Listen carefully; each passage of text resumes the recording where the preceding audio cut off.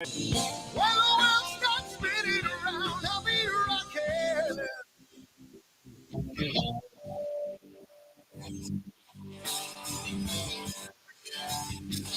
When the world stops spinning around, I'll be rocking. When the world comes tumbling down, I'll be there. Hey, hey, hey, hey. When the world stops spinning around, I'll be rocking.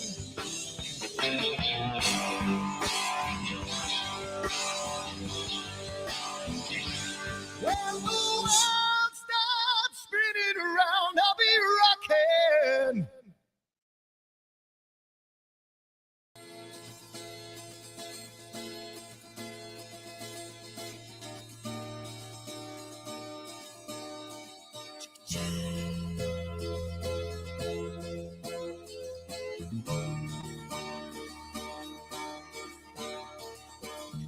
Sunny skies, the smell of palm tree air. Looking back, I could never feel fair.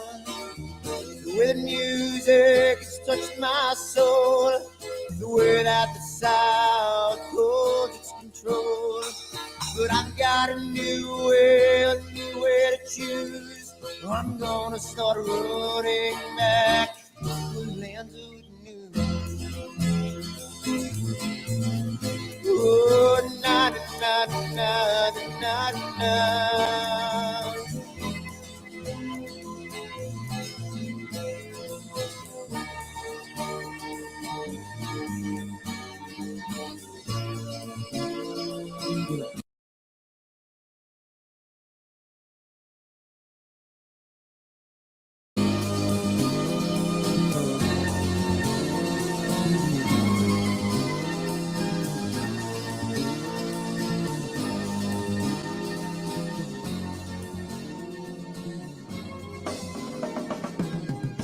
Seems to me that I have lost my friend. Got the sunset off the highway again. Then I get lost on a long summer day. I must go back before it's too late.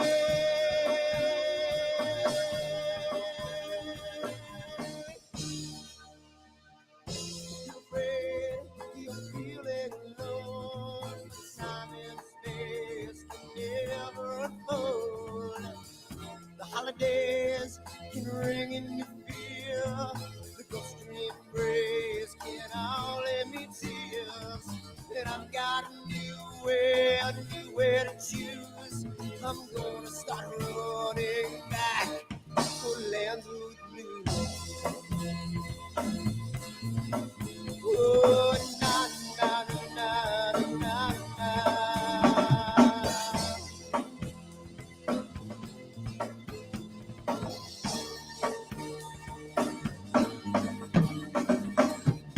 Sitting at the lake, I'm feeling confused, but I had my guitar, so I played this blues. But I'm afraid, what might be true, that I might never be back again.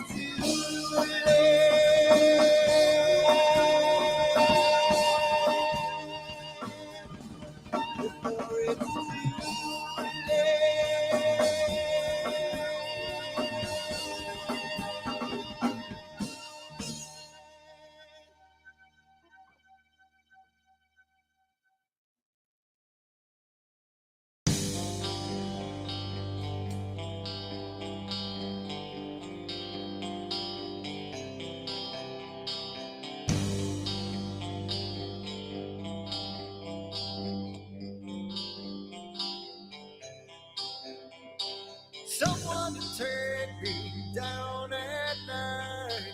Someone to make my day. New revelation fills my soul. Oh, I can waste away. You distracting my attention. You're all that's on my mind. You not looking for perfection, but you're too hard to find. Now the first night is coming, and I know what to do. You know that nothing feels sweeter than someone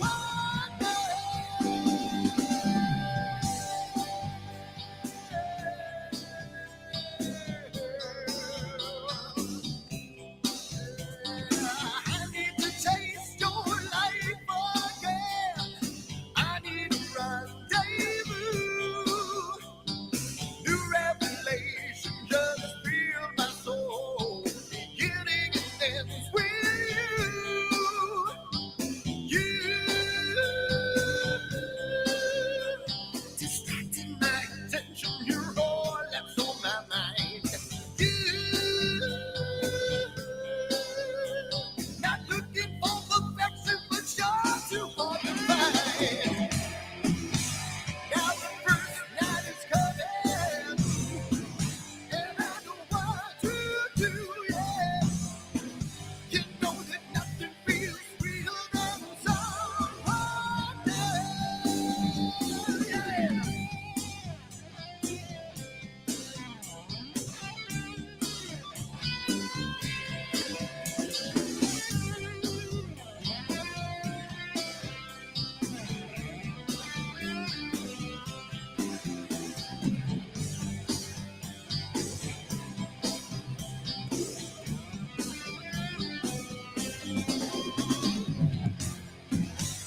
Now the first night is coming, and I know what to do, yeah. She knows that nothing feels sweeter than someone else. Yeah, don't it feel funny that I'm in love with you, yeah. You know that nothing feels sweeter than someone else.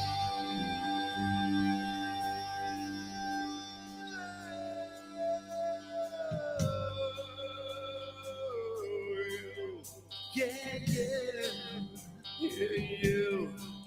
Oh, you. Yeah, you. Yeah, you.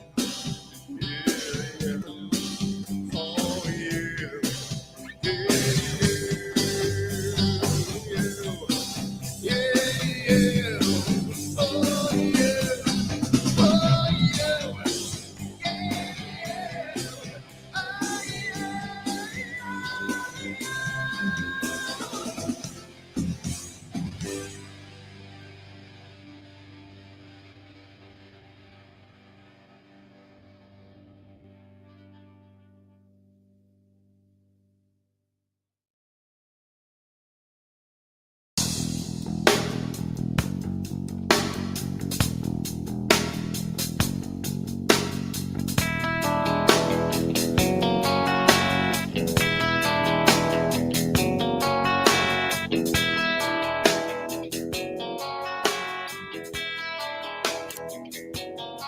All right.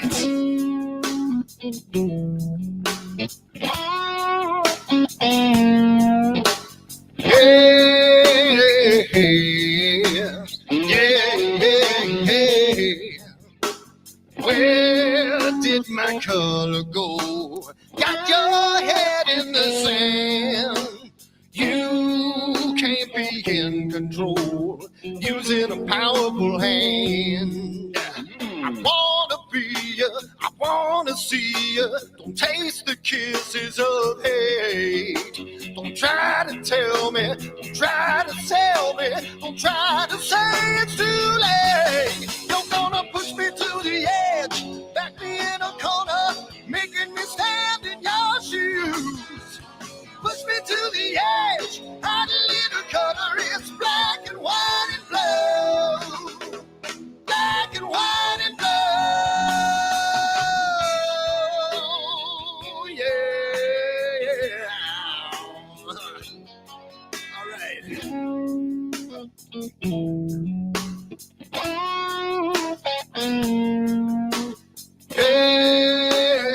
Cat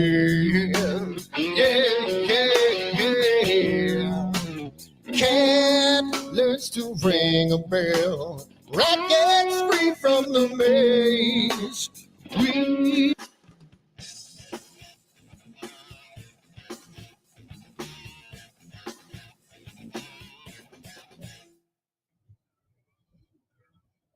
How's it going, everybody? We are here, and it is, believe it or not, no matter what the title says, it is Friday night. It is not Wednesday night. I apologize. I was in such a rush. I forgot to change what day it was. So it is Friday. It is 8 o'clock, and it is time for critique night. It's critique night tonight, isn't it? So, Jesse, welcome back, Jesse. Hello. Good to see you guys. Good to see everybody. I feel like it's been like forever. It's been like since last year. Yeah, it has been since last year. I mean, listen. No, I think it's been like, have I even seen you guys since Thanksgiving? I don't know. So I don't know. So I've got to like wish everybody like happy Thanksgiving, Merry Christmas, Happy New Year, Happy Hanukkah, like the whole bunch. So like happy all those holidays, everybody. I left the tree up for you. No, actually, I didn't. I left it up because we didn't get it up till late, and the house always looks so boring when it comes down. So I am one of those that will keep it up. Good to have you on. It was really a good surprise when you texted me today. I'm sorry I didn't answer you, but obviously I did get it. But I've been kind of going kind of crazy here too. Jen just got off her trial, and she's like, "Hey, Kitty is gonna kill the tree. Kitty's gonna kill the tree. Look out! The tree's gonna get pushed over." This would not be the first time. We have an artificial tree that they're sturdier. So now it's bending a little bit to the left now. So yeah. So you may get like an extra show tonight. He's not actually been in the tree for weeks, but he does like when I'm on camera and he hears me talking to people. So nice. I think he's doing this for y'all. Dude. Oh, you could have left him there. It would have been fun. But he'll be back. All right. Well, I don't know if you've been watching, Jesse, or not, but we got some new guests coming. We got to do the sponsor thing and all that kind of stuff. So let's let's do all that real quick. And sponsors. Okay. Thank you everybody for coming. Well, let me go back to the 3 up again because I want to say first of all, thank you everybody. And Pete, you weren't there, and Jesse, you weren't there, and we'll go over the details in a second. But we had an incredible fundraiser night on Wednesday night with Reach for the Stars, and we'll go over the details and everything later because the results were stupid, ridiculous. So I want to thank everybody who participated, everybody who donated, everybody who did everything to help the show be and the fundraiser be an unbelievable success. It blew everybody away. So thank you everybody for that. And again, we'll get to the results after we do the sponsors and after the kitty knocks down the tree. So that being said, let's get to the sponsors so Jessie can get her cat out of the way. But so for those of you that are new to the show, welcome. For those of you who are old to the show, you know the routine. We do have sponsors that help us give away some awesome stuff for the show. All of them, I'm still waiting on one final piece of paperwork to verify everybody coming back for 2023. But it looks like everybody's going to come back as a sponsor for 2023, and we might even have a couple more. So we're working on a couple things. Woodland Hills Camera and Telescopes give us a lot of free gift certificates. Well, not free gifts. Yeah, well, I guess it's free gift certificates to give away, and we give away like a lot of $50. We give away a couple of biggies at the end of the year, and it's a lot of fun. So thank you to Farah and the group over at Woodland Hills Camera and Telescopes. So thank you so much. At the next level, we have our Red Giant level sponsors, Prima Luce Lab, Camera Concepts, and Optolong, all who have been super generous in 2022 and hoping to be almost maybe not as generous in 2023, but just as good because we gave away a pretty sick eagle, and I think that was a once in a lifetime thing. So I don't know, Tom. Let me know if you want to give away another eagle, but it's going to be kind of cool again this year. At our super giant level, yet again, Masters of Pixinsight and IP for AP have come on board to the AstroWorld sponsorship again in 2023, and we're giving away this year, 2023, a free Masters of Pixinsight class every Friday for the whole year, and one Friday a month we're going to be giving away a free IP for AP year subscription. So 12 IP for AP and 52 classes. We got our first off the rails member, Sean Nielsen. Thank you so much, Sean, for being our first one. For those of you that don't know, people were requesting a higher membership level, so I made one up. The title came from the members, and there you go. So I threw my picture in there, and there's the Off the Rails membership. So if you're interested, go up. And you know what? I think I missed it. I think we got a second one, to be honest with you. I think I missed one. So I'll make that correction later, but thank you. Quasar members, and I believe that's who it was. I think it was Bob D'Amato went up to the Off the Rails member. And I sorry, Bob, I didn't have time to change the slide. I promise you for the next show the slide will be there. I apologize. I never thought we'd have anything higher than a black hole member, but it turns out we have 2 levels higher now.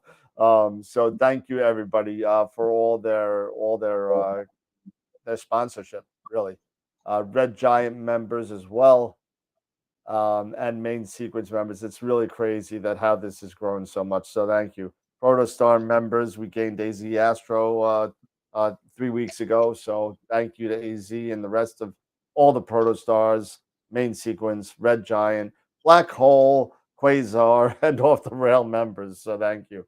If you want to join, join us at Patreon at AstroWorld TV. You could go there and become a member sponsor there and get some nice little perks. I set it up so it goes right through Patreon. You get stickers and hats and shirts depending on what your level of membership is. We'll go over the details about the RFT Stars fundraiser, but that's what we had. And let me tell you what an uplifting story Carlos had for us about him and his trials and how he got to where he is at RFT Stars. If you haven't seen it, the edited version will be up by Sunday, and that will be up. And it was really, really outstanding. And the results you'll hear in a little bit have been stupid.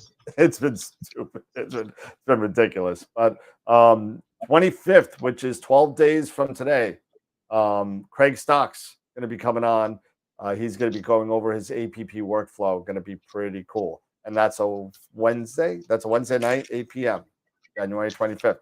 Followed by February 8th, we have Steve Malia coming on from Starfield Optics. So he's going to come on and hang out with us. And we're also in conversations with Wayne Parker for his own show over at Skyshed. So that's going to be a lot of fun too. So, and then come hang out with us on Discord. We have 106 people on Discord. We're getting ready to hit 30 members on Twitch. Yay.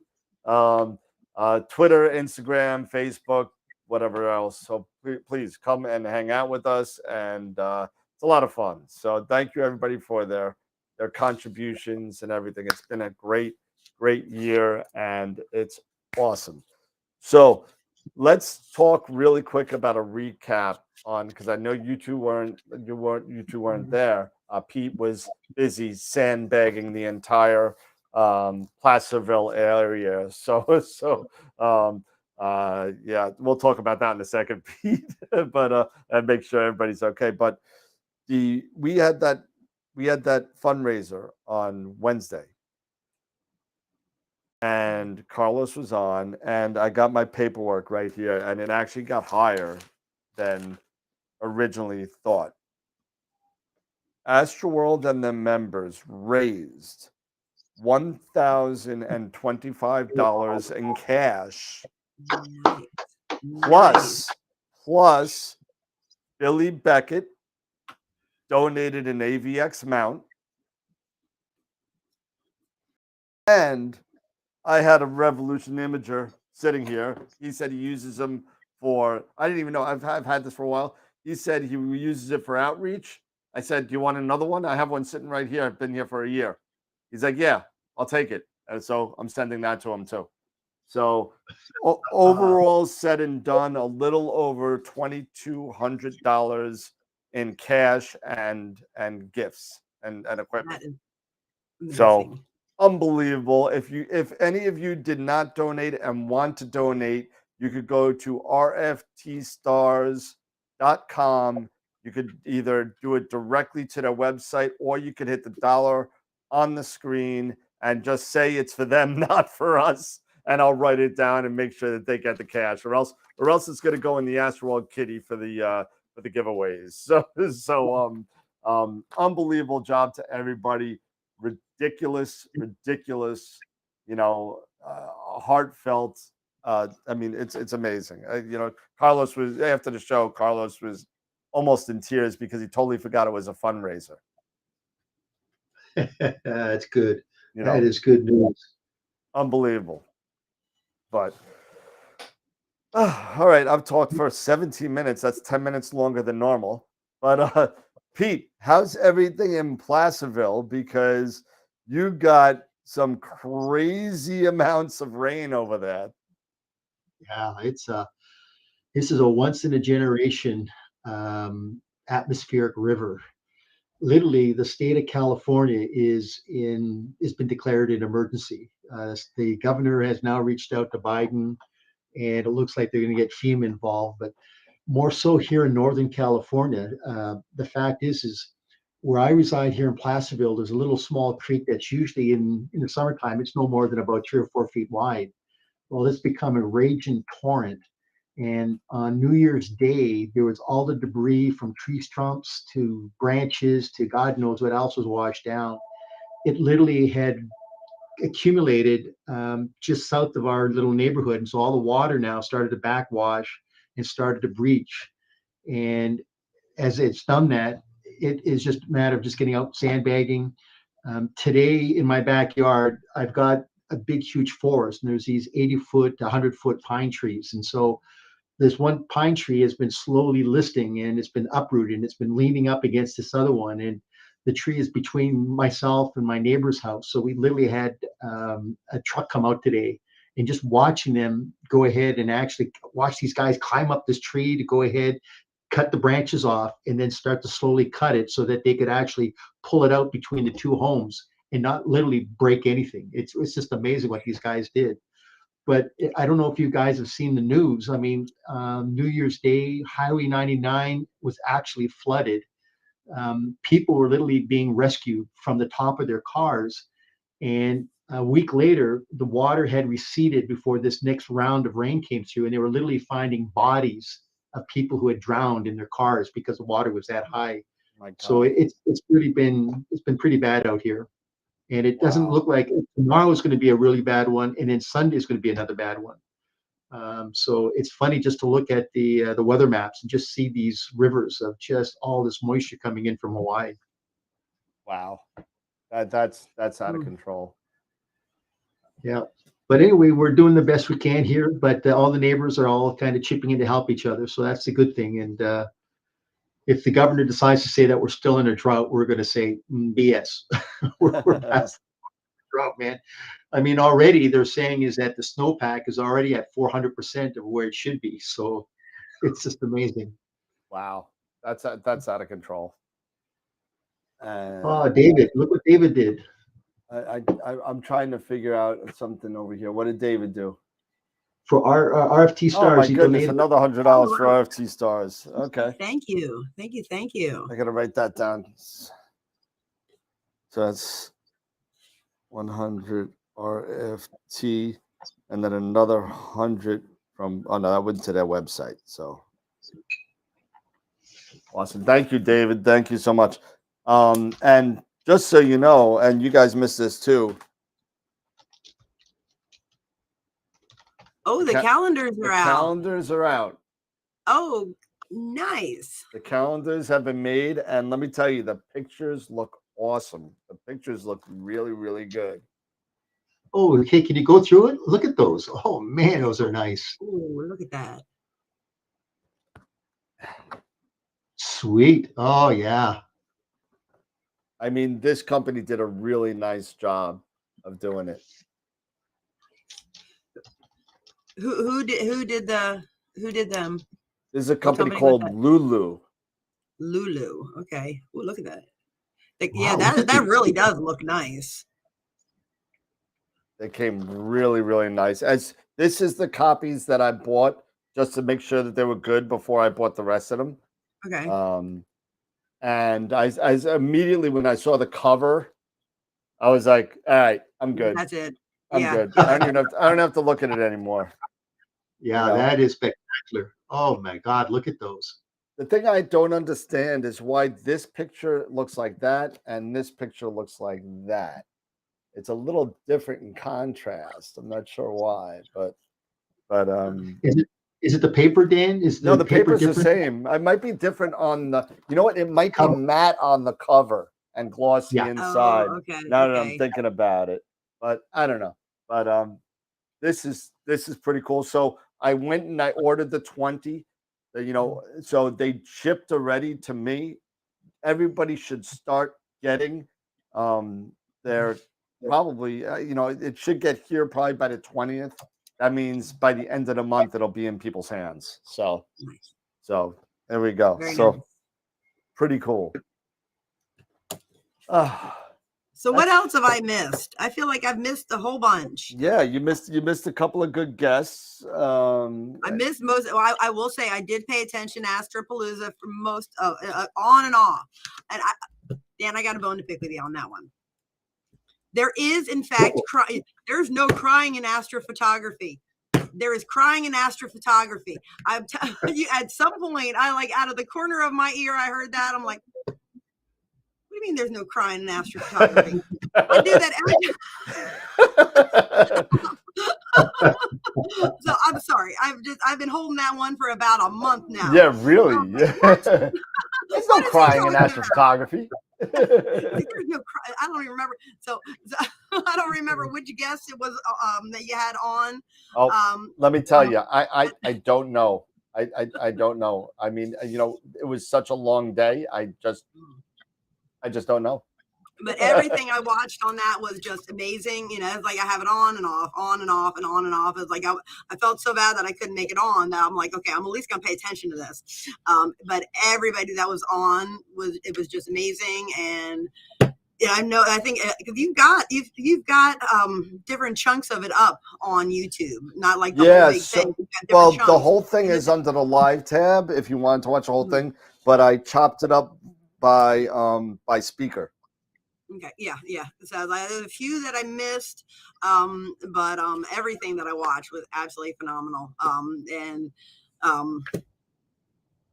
Yeah, that was a very good show. Good shows. I don't know what I guess for you it was like one big show.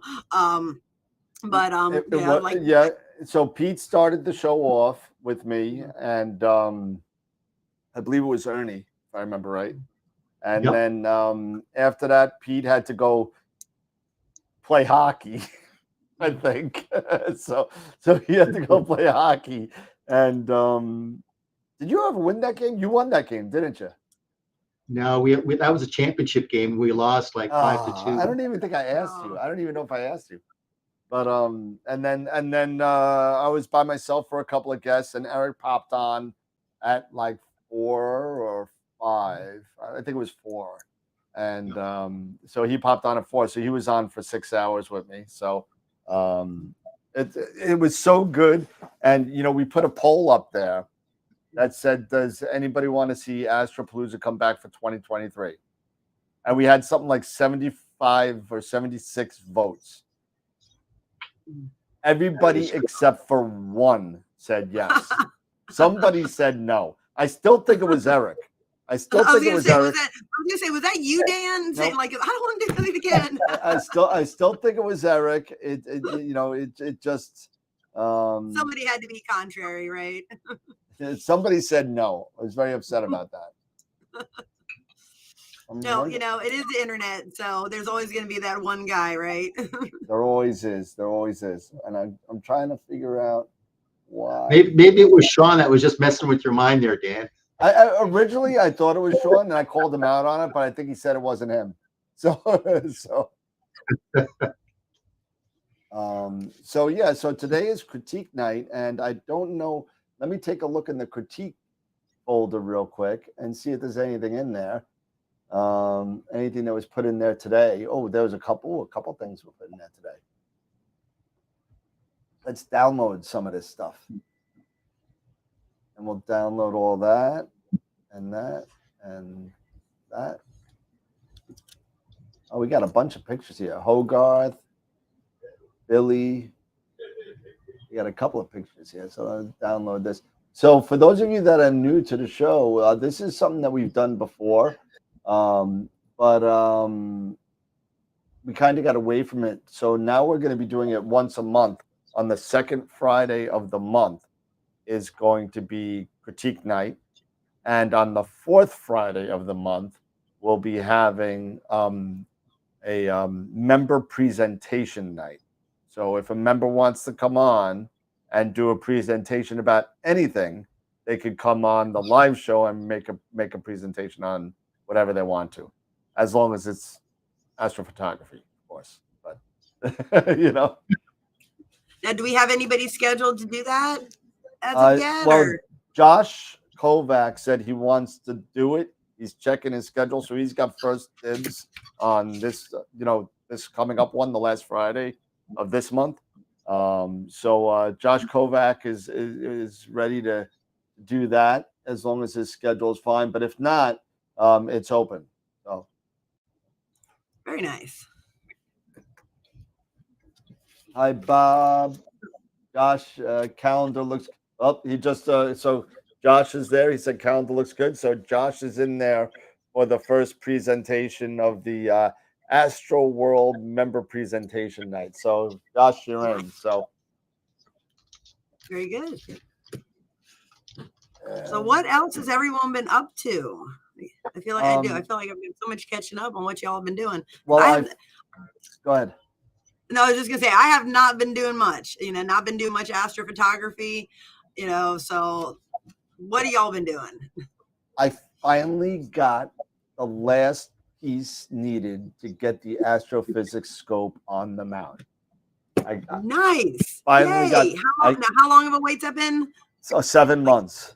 7 months. 7 months. God. 6 months for the flattener, and then me being an idiot and not ordering the precise parts that I needed until after I got the flattener. And so another 4 weeks after that. So, and they got it to me in 3. So, so I finally got it. It's all ready to go. And I took a picture of it and I tweeted it out. And now I have 6 days of rain. Thank you, Pete. And I'm blaming it all on Pete. But, 6 days, I don't even know. The clear, dark skies is white as far as the eye can see. I don't even see a tinge of blue anywhere. So. Well, you're ready to go when that tinge does come out. So that is good. I'm ready to go. I got my Eagle set. I got my Mosaic set. But I don't know if I got my backspacing set yet. I'm at the right 86.4 millimeters for their flattener. I'm at the right spacing, but I've yet to see it visually yet.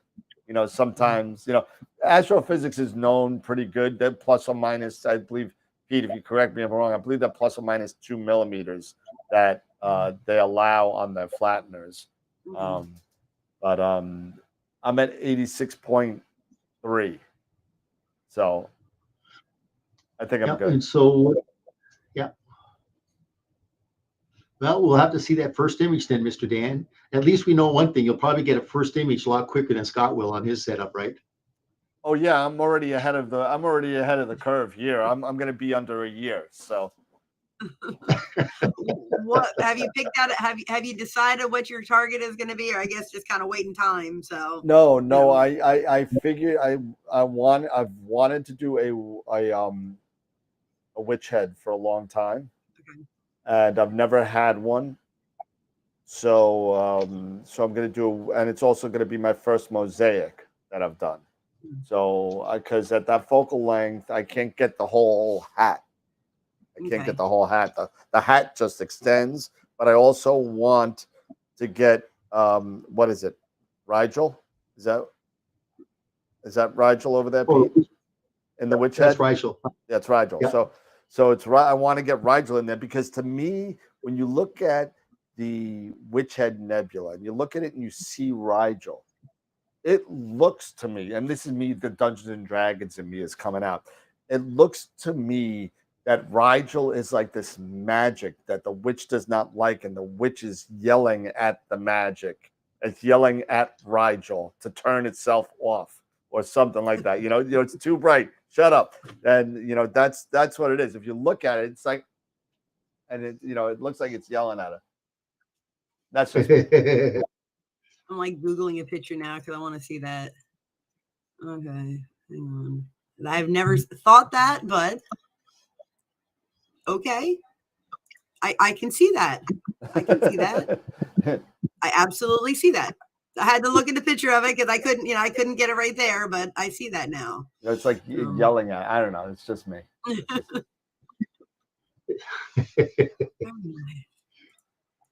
Yeah, I've gotten a little bit, like I want to say Christmas night, I started collecting data on the Christmas tree.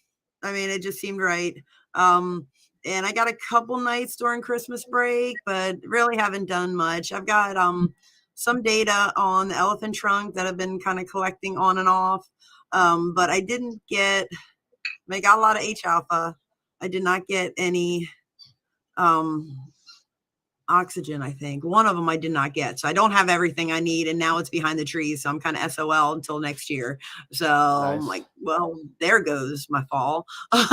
So, but yeah, so I mean, I did get quite a bit of H alpha. I honestly should have switched my filters, but it's, oh my gosh, I don't even, like I said, I don't even remember what I got. I know I got H alpha because I was doing that when there was a bit of moon in the sky. And I don't remember which other one. I got two.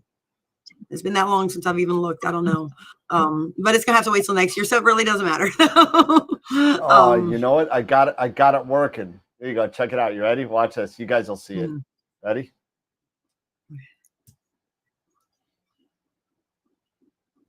You guys see it on the screen? You see the chat? Hey, I like that. Pretty cool. Pretty cool. So I'm able to put everything on. Oh yeah, here you go. Hey, I like that, having that right in front, because I just can't seem to. I have YouTube up over here to kind of follow along in the chat, but it always feels like it's like 2 minutes behind. And it's, by the time I see something, it's, it's there, it's gone, it's already been addressed. Somebody else has already, and it's so. Yeah. That, and I can't multitask sometimes. So that's nice. Right in front is perfect. Hey, Dave, Dan? Yeah.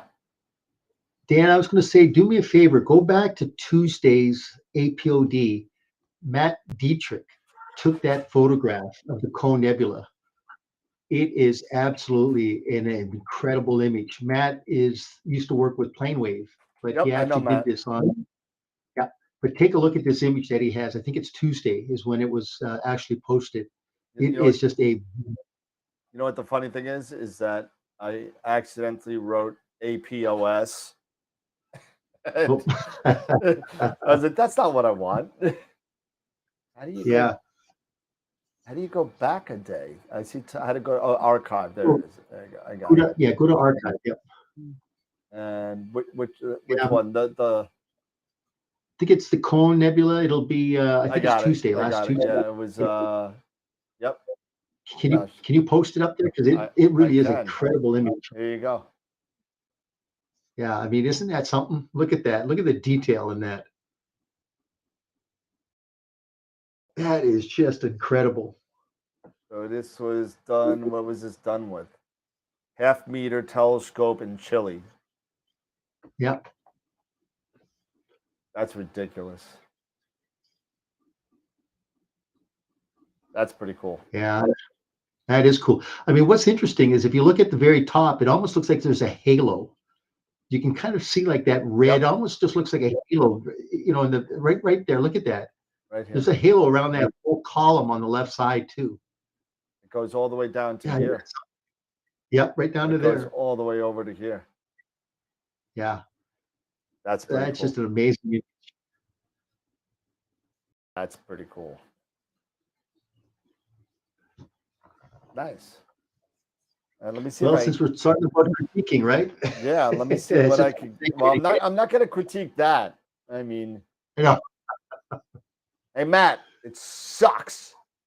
It's garbage. Get rid of those spikes. What are you doing? You ruined the whole picture with those spikes. I'm just kidding. That is ridiculous. If he's listening, that is awesome. So here we go. So here is our first picture that I'm going to share with everybody. And let me see if I can zoom in a little bit. There we go. Oh, this is nice. You guys got to stop sending. You know what? Critique is about finding out what's wrong with bad pictures. Stop sending good pictures. But let's see. So here's the first picture that we got going on. Oh, wow. Okay, Dan, I see what you mean. That looks pretty phenomenal. Yeah, so let me get for some reason I got a little black box on there somehow. Let me see if I can get that out of here. Layers and Eric. There we go. Get that out of there. Hey, Dan? Yeah. Is that not the crash site there for Tommy Lee Jones off of Space Cowboys right there in the middle? Yeah, it's right. It's right against this wall right here. And you know what? He's still sitting there waiting for somebody to pick him up. Perfectly preserved. But this is done by Hogarth, and he's one of our members. And let me tell you, I love the detail in the mountains. And I'm pixeling a little bit, but you know what I'm saying. The detail all over the place is amazing. I love this little rill here that you can see, and the rays on all of. Look at this. Look at all the rays. That is just in the highlights. Look at the highlights. So we know exactly which way the sun's coming because you can see it on the highlights on the inside of the craters. Yep. It really is just it's a magnificent photograph. You got shadows here, right? Yep. So that means the sun's coming from this direction. Yep. Mm-hmm. You know, and the shadows there, shadows there, shadows on this side of the crater, not on the other side. I believe this is Plato, if I remember right. And you know what's interesting is that most images you see are black and white, but this gives you a realistic look at what the color really is on the moon. That bluish kind of color. Yeah. Mm-hmm. I got to look at. Yeah, no, that is a beautiful image. Got to look at chat while I'm doing this. So I love this. I got VMix Social now. Yeah. Is the false looks color great, too much? Great. No, it looks wonderful. No, I like the false color. I do. I like the false color. I like the blue kind of, let me get it back to it. I like the blue and everything because you know what? It gives you an idea of, to me, to what it says to me, and I could be totally wrong about this. It gives you a little bit more of the age sections of the moon, right? Mm-hmm. Yeah. Mm-hmm. It tells you which are older and which is younger. Now, the Maria over here where it's nice and smooth and light gray. Correct me if I'm wrong. The lighter, the younger it is, right? If I'm not mistaken, is the moon predominantly made out of basalt? Because I Oh, don't think you there's a got lot me of. on that. Yeah, I mean, I can. I'm going back to my college days in geology, where you've got igneous rock and Oh man, metamorphic and stop, dude! In your college days, the moon was made by Ralph Cramden. Okay, so it's probably made out of green cheese, right? Yeah, it looks like a little bit. The blue cheese, I know what it is. It's mold. That's what's it. That's the blue. It's mold. molds. Yes, I found out about mold from Judge Judy last night. Yes. I'm Googling this. There you go. Send that. There we go. Alice. Ah.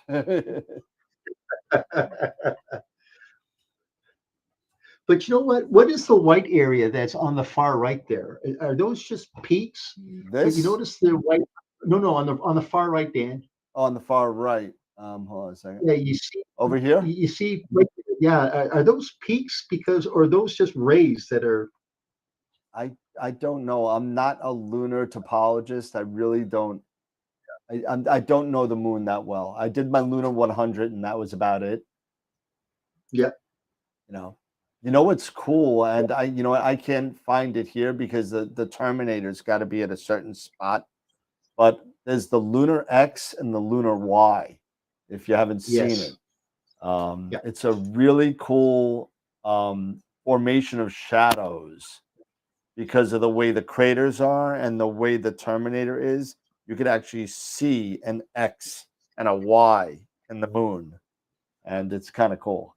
You should check it out if you haven't seen it. Okay, so he's given us the specs how it was taken: 130 millimeter refractor at 2630 millimeter focal length with the 2600 MC camera. Okay. Wow, that is a great image. I mean, look at that, the detail. Yep, 130. Yeah. So let's see if I could do this and do that and send. There you go. This is actually kind of cool with this little. I got to change it because it stretches this. I don't like this. It stretches the picture. I'm gonna make it straight up. But yeah, cool. Really good job, Hogarth. Looks great. Good job. Absolutely.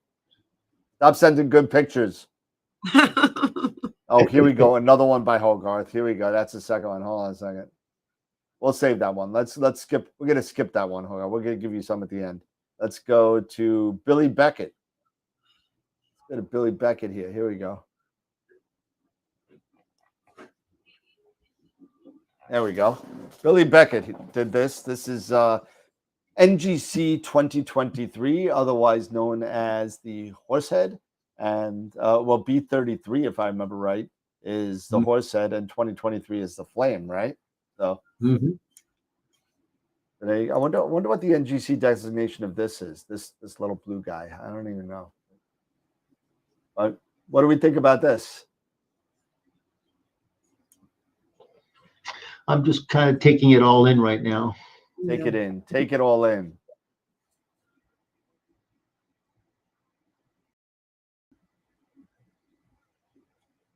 All right.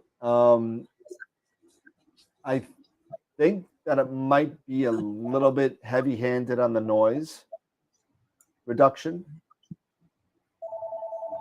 and a little too much saturation on the frame, on the flame.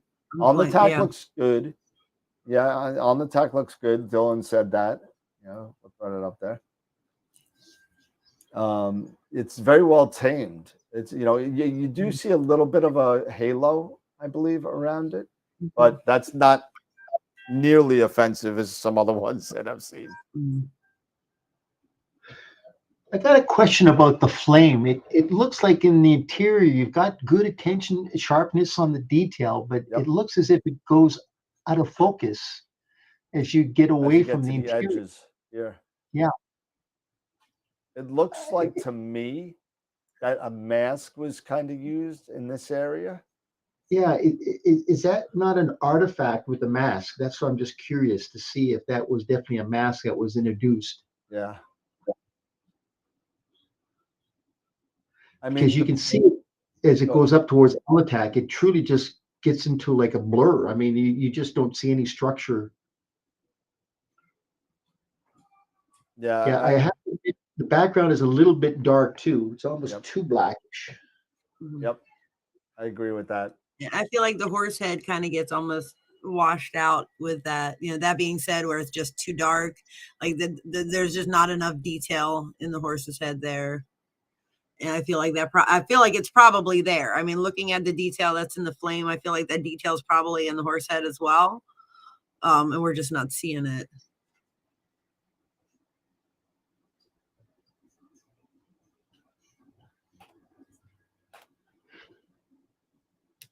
Would just to the right of the horse head, you can kind of see a little. The detail could have been just a little sharper. It's once again, it looks like it maybe could be like a mask, but you could definitely have brought out that detail a little bit more on those pillows. Yeah, Blur X would have done a great job with that.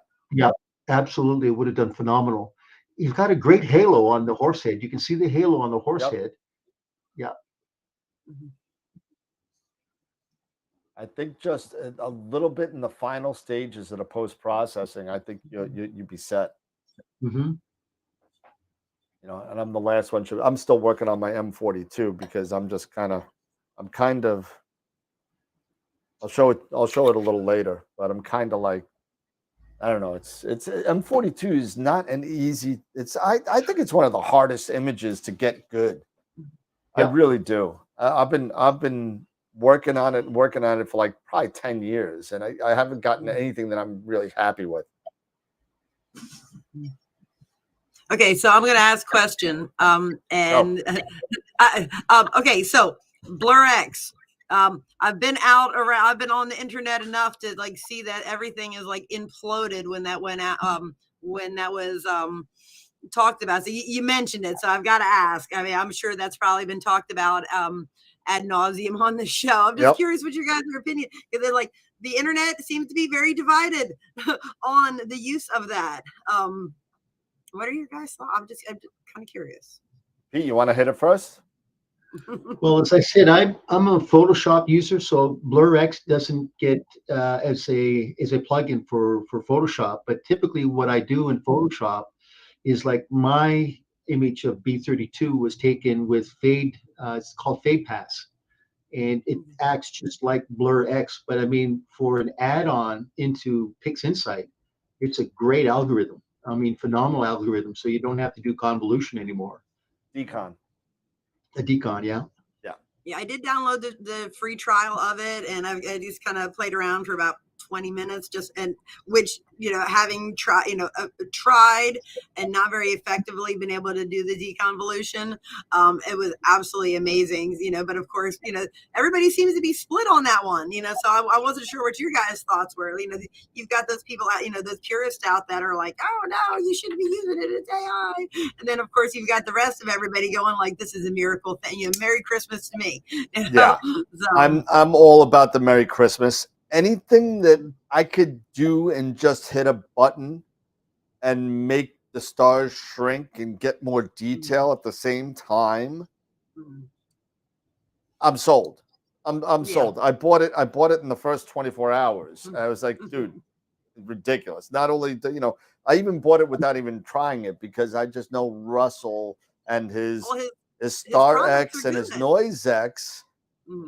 I mean, it's been awesome, and the detail that I'm getting just from playing around with it with the M42 image. And Dave, you're right.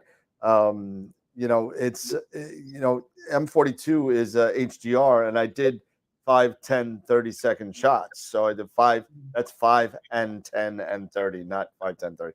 But it's just making sure that you don't blow out the core and get the trapezium and don't screw up the background while you're doing it, and make the right masks. And you know what? The same thing is going to be when you're doing more wider field. You're doing the Running Man as well.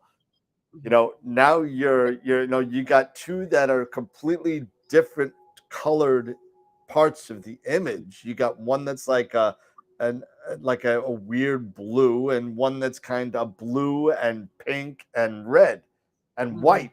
And, you know, so it's like you got to do it all separate. You got to mask M42. You got to work on that. You got to mask the Running Man. You got to work on that. At the same time, protect the background. I took the stars out right in the beginning because I had some problem blowing up the stars. I took the stars out right in the beginning because I liked the way the stars worked on the 5-second shot. I said, the hell with it. I didn't even touch the stars. Took the stars out. When I was done screwing up the picture, I put the 5-second stars back in. You know. Nice. But, yeah, I honestly, I mean, I guess the nay argument has been just, you know, oh, now you're going to have everybody out there using their garbage data and getting great photos. I mean, from what I've seen, you know, that's definitely not. I mean, listen, I've given it about 20 minutes of playtime, just enough to grab some bad data and try it and go, you know, and you can, I don't think there's much you can do to make bad data good, you know, but you can take, you know, and make some good better, you know. So okay. Good. I'm like, I hope these guys are okay with it, because, you know, I don't want to have to be like sneaking around being like, all right. hey, listen, you know, you can't make bad. This is going to come out wrong. You can't make bad data awesome. You can make it make bad data decent. Yeah, you can make it better. But it's going to take you 4 times the time to fix. And that's not a technical term. I didn't measure it. I don't know if it's 4 times the time, but it's going to take you a lot more time to fix what you shouldn't have had to fix in order to make it look like that. So to your point, you know, and Scott says it all the time when he's on here, you get it on chip first. Get as the data as clean as you can before you put it into whatever program you use, whether that be PIP or you know, Nebulosity or Pixinsight. It doesn't matter. You know, you want to get it as clean and as solid as you can for your area. That's all there is to it. And people are making fun of me. They're saying decent because, you know, on one of my videos, I say if you want to hang out with some semi decent people, and you know, so somebody keeps on out there, but 444, yeah, it doesn't matter, but so those are the first 2 pictures. Hey, Mark, my buddy Mark, we gotta get ready. Mark, we gotta get ready. It's going to be spring before you know it. We got to get together. And I started making my travel plans. I will be going to Nebraska Star Party in July. I will be going out there. I will be going to Starfest in Canada in August. Plus Jerry Spang's in the middle, you know, that kind of stuff, you know, July and September, maybe, if it's not almost October again. But but I'm telling you, it's gonna be a crazy year. Plus NEAF coming up in April. Are you coming to NEAF? Probably. It's actually it's the weekend after Easter, isn't it? Because that's my spring break. So if that is my spring break, then no idea. It's I think 12, 13, 14, 15, or 13, 14, 15, 16, something like that. I think I determined that, but let me just double check. Well, so here you go. Eric is 99% in. I'll be there. Easter Sunday is the 9th, and yeah, so it's a weekend after. 14th. So yeah, I can't see why I would not be up there. Pete's gonna be there. How many nights are you? Pete's gonna be there. I'm gonna be there. Eric's gonna be there. If you're there, that's great. Sean Nielsen, you better get your butt down there and freaking hang out with us. If I could go to Canada, you could go to upstate New York. So you got to come down. You guys need to let me know what hotel you're all going to stay at. Ask Pete. He's hooking it up. Okay. Yeah, because how long I'm there just depends on how much money I want to spring for, like whether I want to stay one night or two. But it also depends on where y'all are staying too. Yeah, well, I have no idea, but I'll be there for NEAC as well. So okay, and that's Thursday. That's Friday, Friday, and then is Saturday, Sunday. That's right. So yes, because that's what I like. I'd like to be there for NEAC, almost more, but I know I cannot do 4 days. That's not going to happen. So I'm just going to have to decide. Hold on, I got to throw this up here. This is such a lie, Dylan. It is not 100 miles from Long Island to Toronto. I don't know what you're talking about. I don't know where you think I live. Yeah. It's a 9-hour drive to go to Toronto. So I don't know what you're talking about. So the Italian, that fake Italian that I'm not Italian is starting to come out now. So forget about it. Anyway, Eric came down with a little something. He's not feeling well, so he bowed out tonight. And he'll be back. He'll be fine, but it's just maybe he got some bad tuna or something. I don't know, but he wasn't feeling well. So bad egg. Yeah, he took the night off. That's fine. Everybody deserves a night. I mean, I took a lot this year. I canceled a bunch of shows or threw some stuff on there, but because I was doing either star parties or I was on traversing across the country, by car. Doc is paid.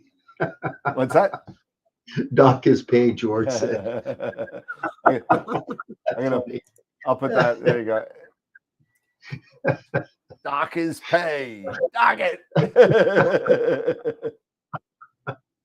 Don't worry. I'm taking one of his personal days away. So, but all right. So let's get to the next one. How about that? We'll get to the next picture. Here you go. This is a nice one. Let's see. Let me see. Who is this by? This is by Chris Frierksen. Chris is back with a vengeance, man. Let me tell you. Thank God, Chris. We miss you, man. We you kind of disappeared for a little bit, but I know we all got things to do. So welcome back, and I'm glad to see you're back in the saddle again. But here we go. Here's something from Chris. And we'll throw that up there. There we go. Hey, Chris, was this taken with the new mount? I think it was. I'll tell you right now because I just pulled up the information. Where is it? Tom Peter. No, that's not it. Go away. And where is it? M51 capture. Here we go. He didn't put the mount information on there. 16 hours and 30. It's 24 hours total. Old data from 2 years ago. Nice image though. Colors are very subtle, very soft. I like that. Oh, look at the detail. Yeah. Look at the arms. Oh, that is amazing. You got to put some HA in that, man. It's gonna pop. And he's got a little HA in one of those arms down there at about the 7 o'clock position. You got some here. Yeah. You got some here. You got some here. And some here. Maybe a little bit in that, but if you put some HA in that pop, Chris. You know that. I know I don't gotta tell you, but I'm gonna say it anyway. But I know I like where sometimes I love the HA, don't get me wrong, but sometimes it's almost too much and it just takes away from it. And I like there's a little bit in it, feels like just a little bit, but not much. That's such a beautiful galaxy anyway. Just too much of the H alpha would just, I think, would take away from it. I agree. You gotta do it subtly. I agree with you. You can't just throw in the red and then it just looks like garbage. But you know what you know what? How I know that you put enough data into M51? Look at the elliptical. Look at the right there. Look at the extension on that. You get this, and you get this, and you get Where's the other? This. Yeah. If you get those three, and even this guy down here, then you know that you put enough time into this. But take a look at the tails on that elliptical on the right hand side. Look at the tail going at the 5 o'clock position. You can see it going up here at the 11 o'clock. See where your hand is, Dan? Just at the 11 o'clock. Look at the detail of that tail going up. And then if you scroll south, just go to the bottom. I'm sorry, what are you talking about? Which elliptical are you talking about? Okay, tell you what, zoom out. Zoom out. Now take a look at the elliptical galaxy that is adjacent to the spiral. Look at the tails now. You see that 5 o'clock tail? This one here? No. If you step away, you can see the exposure time. You can see the tails, the tidal tails coming off the elliptical. You can see it at the 6 o'clock going down to a 5 o'clock position. And then you can also see it moving from like at 11 o'clock position up top there. You can't see that? I don't know where you're. And the big elliptical, the one, the big elliptical, the big one, not one of the little ones, but the big one. But just where, what this? Now look at the tidal tails. Yes. Now look at the tidal tails. I'm looking at tiny details. I didn't know you were looking at the companion galaxy. Yeah, the companion. But look at the tidal. Look at the tidal tails coming off of it. Yep. Down below. And the Keep detail going down in below. that is just. I mean, that's a lot of exposure time. Keep me sail right down there. Look at that. Down. All down through there. Going down. Yep. There's a lot of exposure time on that right there. Yep. Well, you got to remember, I got four lights shining on me too. So, but this is a great pick. I think the background is perfect. It's not too dark. It's not too light. Again, the detail in the arms are freaking sick. Yeah. That's crazy. This is one of the better M51 Galaxy images I've seen. Yep. Mm-hmm. Yeah. I agree. And if you do H alpha, don't overdo it. Just overdoing it, I think that would take away from the details and that blue color. That I love that color, and a little bit of H alpha just for a little pop. Yeah. But that's not even. That's a beautiful image as it is.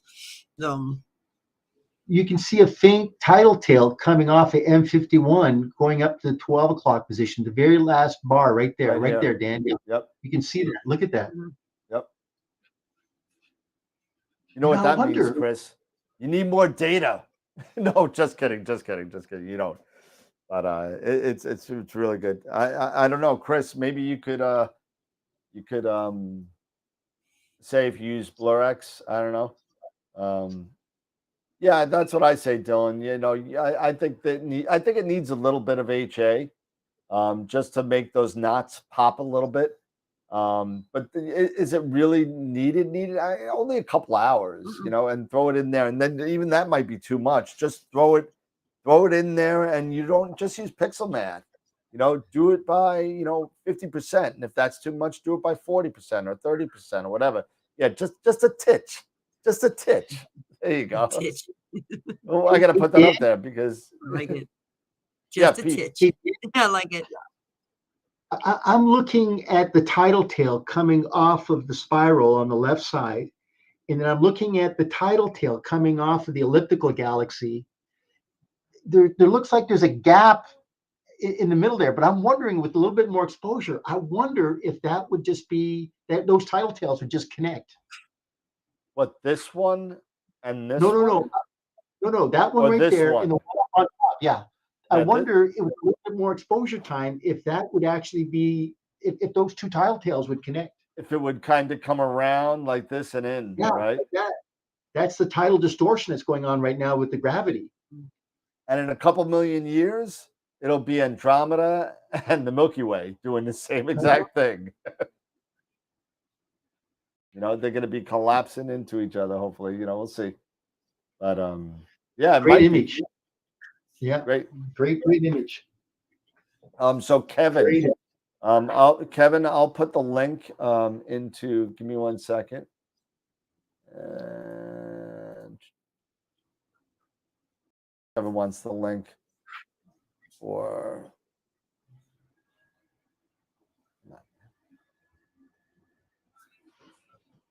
Drive.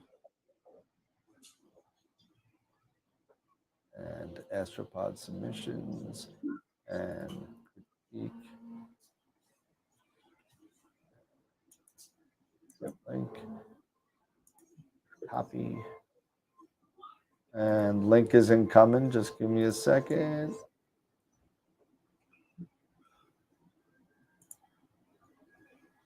There you go. And there's the link. There you go.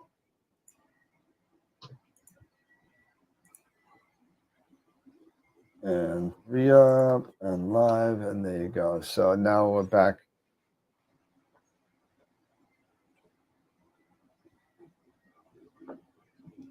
And why is that? There we go. Beautiful. All right. So that's 3 down. We got some more going on. And everybody, so that link, that is directly to the critique folder. That's not for the Astropod submission folder. So that's directly to the critique folder. So if you want to throw stuff in there for the critique night, you can do that. All right. What's next? What's next in the pot? What's next in here? So we got, I'll let you guys choose. We got, we have an M81. We have a mosaic that I'm going to have to pull up Pixinsight for. We have a Cygnus wall, and we have an embryo nebula. Embryo You define Jesse? I don't. The embryo. I'm not familiar with that one. So now you might if you see it. It's been around for a while. If I see it, I might, but the name's not jumping out at me. So let's go with that one. All right, here we go. Here's the embryo. And bam, there we go. Ooh. I don't know that I have. It is beautiful. I love this nebula. I really do. What what constellation is this one in? What happened? I'm sorry. Hold on a second. There we go. It's interesting when I go back and forth, and let's see. Look at the beauty and all that chaos.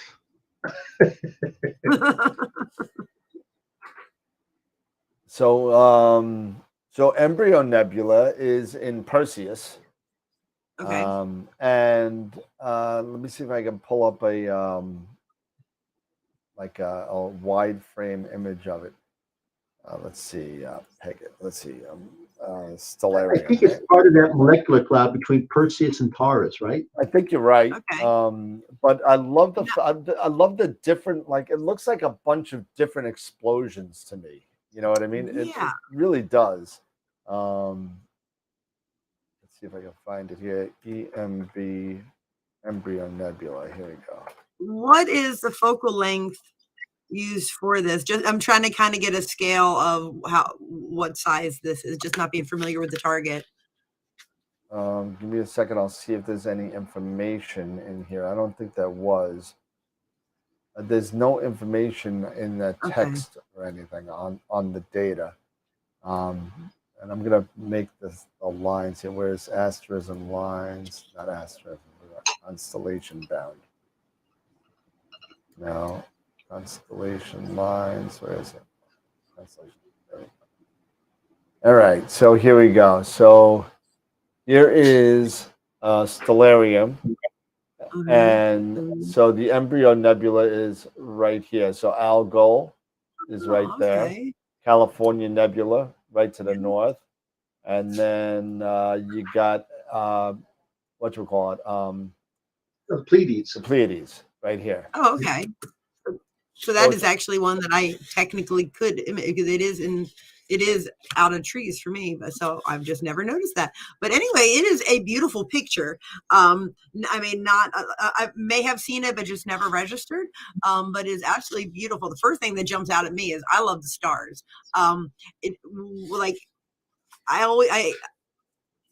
Even doing narrowband, I like trying to get those natural color stars, and I love that, like, the stars aren't all like one shade of red. I know it's probably a silly thing to look at, but I see sometimes like when people are doing their images, the stars have their unique colors to them, if that makes sense. Yeah. I mean, like it's there's not just like they're all this shade of red and they're all this shade of blue or whatnot. I just put you on the screen at the perfect time. You absolutely did. So hold on, I'm gonna distract them with their laser here. Maybe, I hope. But anyway, that was the first thing that jumped out at me was like, there's several different shades of red, going on in these in the stars, and several shades of blue. If me personally, that's just something I always look at. But it is a beautiful image. I really like that. Is that sorry, I'm like zooming in, trying to distract a cat and talk and look at an image I've never seen before. Oh Lord, I mean, I'm all over the place. But the detail in the nebula in the center there, I'm trying to kind of look at that one. Yeah. And are you able to zoom in? That is really cool looking. I guess if you think about it, here's the eye of the embryo. Here's the heart, maybe the lower intestine or something here. I don't know. Here's the head. It's like, and then all you gotta do is have Jupiter over here, and then you could say, "My God, it's full of stars." No, that is beautiful. I can't compare it to anyone that I've seen of it before, but I'm looking at it going, I think that's going to be on my I'm going to shoot next list. That's kind of cool. Yeah, it's really good. But just the lights and the darks, everything just seems to be balanced out really nice. Yeah, right through here, if I'm incorrect, I'm sorry, but right through here is a really cool dark nebula right through here. Okay. The only thing I would recommend is that we do a little bit more contrast to pull out the dark lanes. That'll really make this thing pop, because you've got the dark nebula, which is the brown. And what's interesting is you're right, Dan, that area right in there needs to have a little bit more contrast to separate it out from the background and from the brown reddish dark nebula complex. Yeah. But other than that, just a little contrast, you'll make this thing pop. Yeah, it's gonna be that's a great pick. I think that's awesome. I tell you, these images, man, are for next year's calendar already. Are we sure we're critiquing, or are we choosing our photo of the week? No. I mean, the interesting thing is that our members take great images. I mean, this is phenomenal. You guys do. Yep. Pretty cool. You guys. We have the best astrophotographers in the world right here. Oh God, the images are spectacular. I don't care what anybody says. If these are our critique images, no, Damien really, you guys Peach, did your image, and I love seeing Gedler, them. Eat your heart out.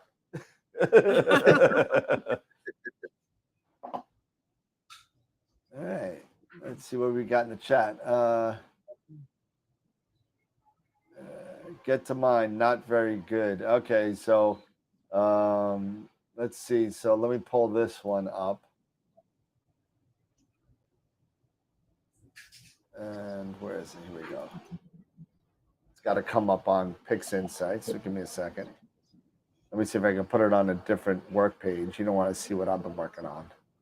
So let's say, how do I move? Let's see, move to workspace 2. There we go. There we go. All right, let's make this bigger. Oh, I kind of like this, man. I don't know what you're complaining about. Oh my goodness! Look at all those galaxies. Holy cow! Hold on a second. Let me get this over here. And we'll move it over here. And then we'll put it on the screen so you can see. And here you go. Ooh. Look at all these galaxies. Look at them all. Wow. Is that the constellation Lacerda? Yep. Yes, it is. Look at the colors in the stars. Hold on, Dan. Take a look at that star on the far left there. Is that a little? Yeah, I just saw that. Yeah. Oh, I screwed it up though. So hold on a second. Yeah, so a little.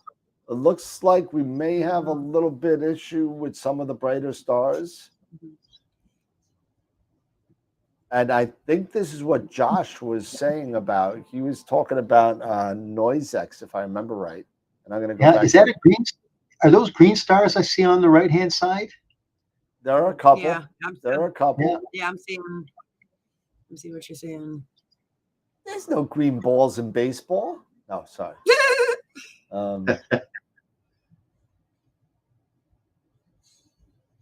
Is this a triplet or an APO or a doublet? Let me get back to the chat box here. He said there's lots of blown out stars. He's still using a T7, I think. If I remember right. This is Josh. All my stars on my DSLR get blown out cores that end up being magenta. Okay, and it's a Petzl, so yeah, red cat. It's a red cat. How do you get green stars with a red cat, though? Unless the optics aren't the best. I've been noticing a couple things with my red cat, and it could be me. Me and Josh are having the same issue with the it's kind of like a rainbow star. But I gotta be honest with you. Mike hit it on the nose. The dust is nice. I mean, the dust is really nice. Dust is nice, no question about it. Yeah, the galaxies all over the place are unbelievable. I mean, it's really, really good. You definitely tell. This is part of the spooky picture that somebody did. This one. It's for Halloween. This is the spooky Halloween picture. Somebody did that. I forgot. But that's the other part of it. But I mean, you got some really good data here. You really do. Yeah. And the thing about it though is that you're dealing with Chinese optics on a mass-produced basis. And unless you truly pixel peep, you really won't see it because it is a wide field. It's when you pixel peep that you'll start to notice that. But overall, from this perspective, you don't really see it. So that's the nice thing about it, is that it hides a lot of ills when it's a wide field. So that's the thing about the 61. Yeah, it's kind of like I'm always gonna put this on to golf for some reason. I don't know why. I'm not even a good golfer, but it's kind of like shooting with an offset club. You know what I mean? If you're playing golf with an offset club, what that means is there's a bigger sweet spot on the club, and it's a lot more forgiving. That's the same way with wide field imaging. You could get away with certain things because you know what? No one's looking to. The only people that pixel peep wide field images is us. Who the hell does that? Nobody does that. Why do that? You know you're going to be undersampled on a wide field, unless if you're doing a mosaic on some half-meter telescope in Chile that you're doing 180 panels to get something like this. So you got to remember that you're at the resolution of a red cat doing a mosaic. I mean, to me, I would just do a little bit. It might be a little bit too red for me, a little too pinkish for me. But other than that, the detail is great. Just get those colors down and have a day. That's it. Yeah, agreed. We're the only morons that pixel peep a freaking 10-degree image.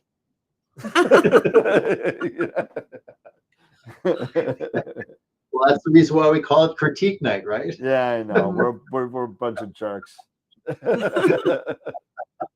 Sometimes you almost have to, let's say we get such great photos, you almost have to pixel peep to find fault in some of them.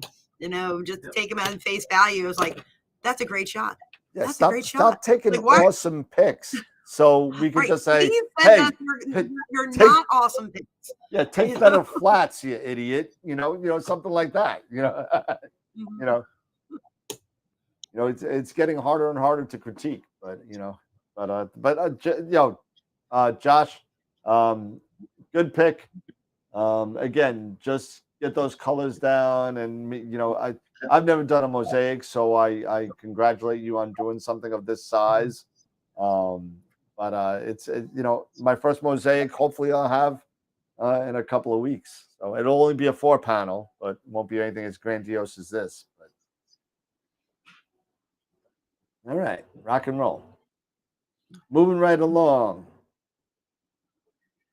So we have an M81 and the Cygnus Wall. Go ahead, Jesse. Cygnus Wall. Cygnus Wall. Hmm.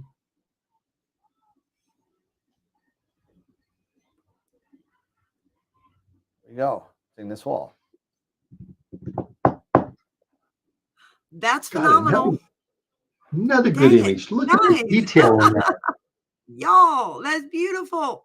That is that's beautiful.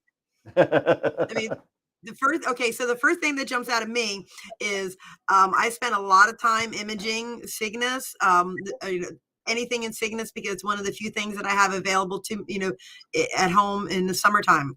And the stars are just amazing in here, because that is like anything I ever seem to image in Cygnus seems to just get overwhelmed with stars. Now, I did not image anything in Cygnus this summer since I have found the Star Exterminator and actually been using that.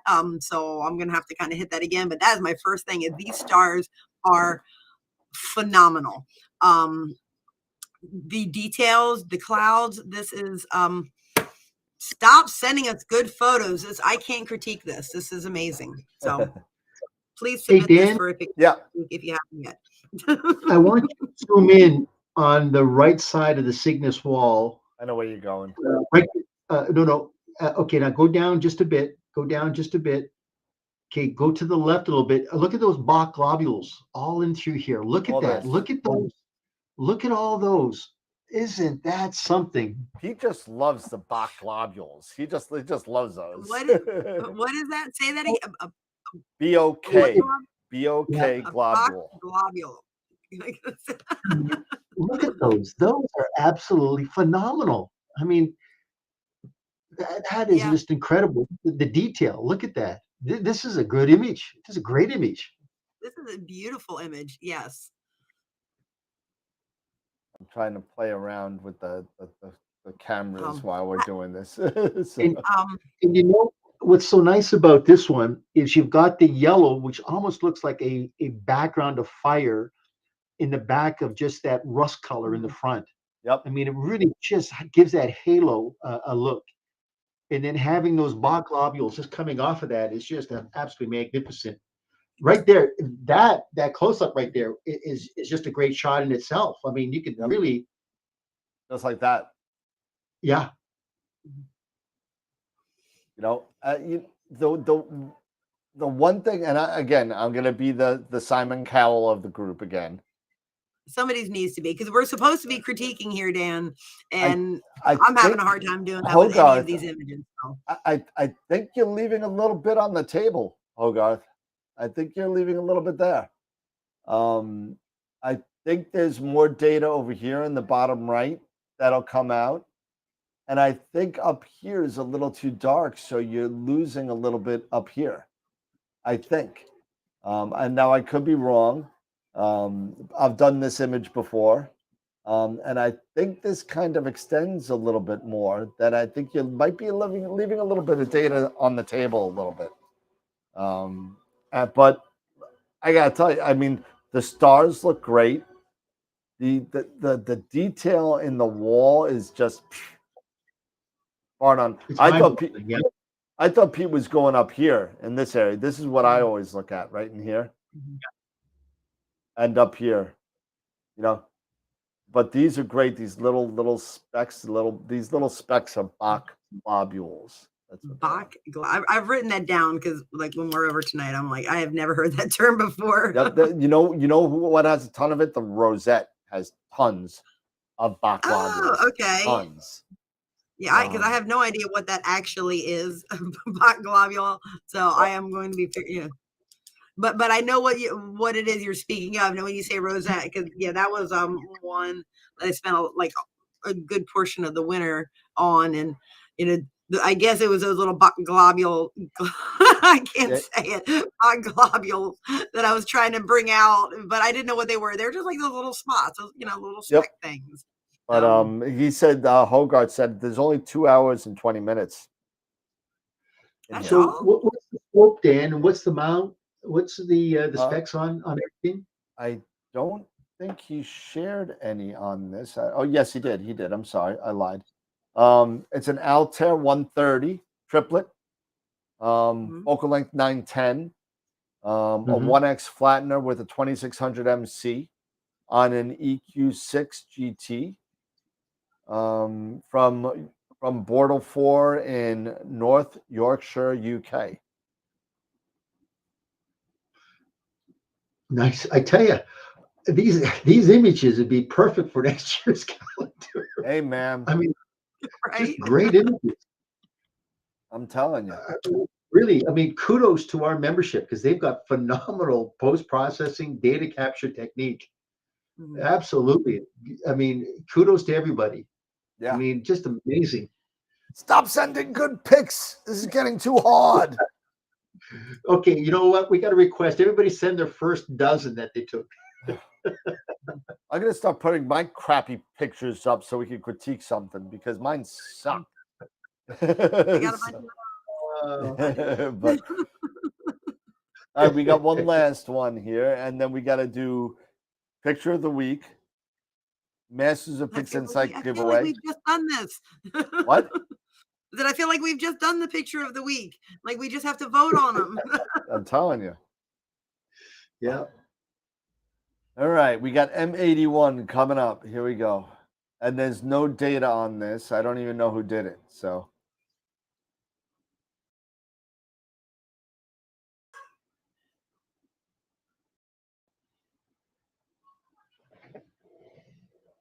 There we go, M81. And there's that H alpha. Yep. It looks like that. Yeah.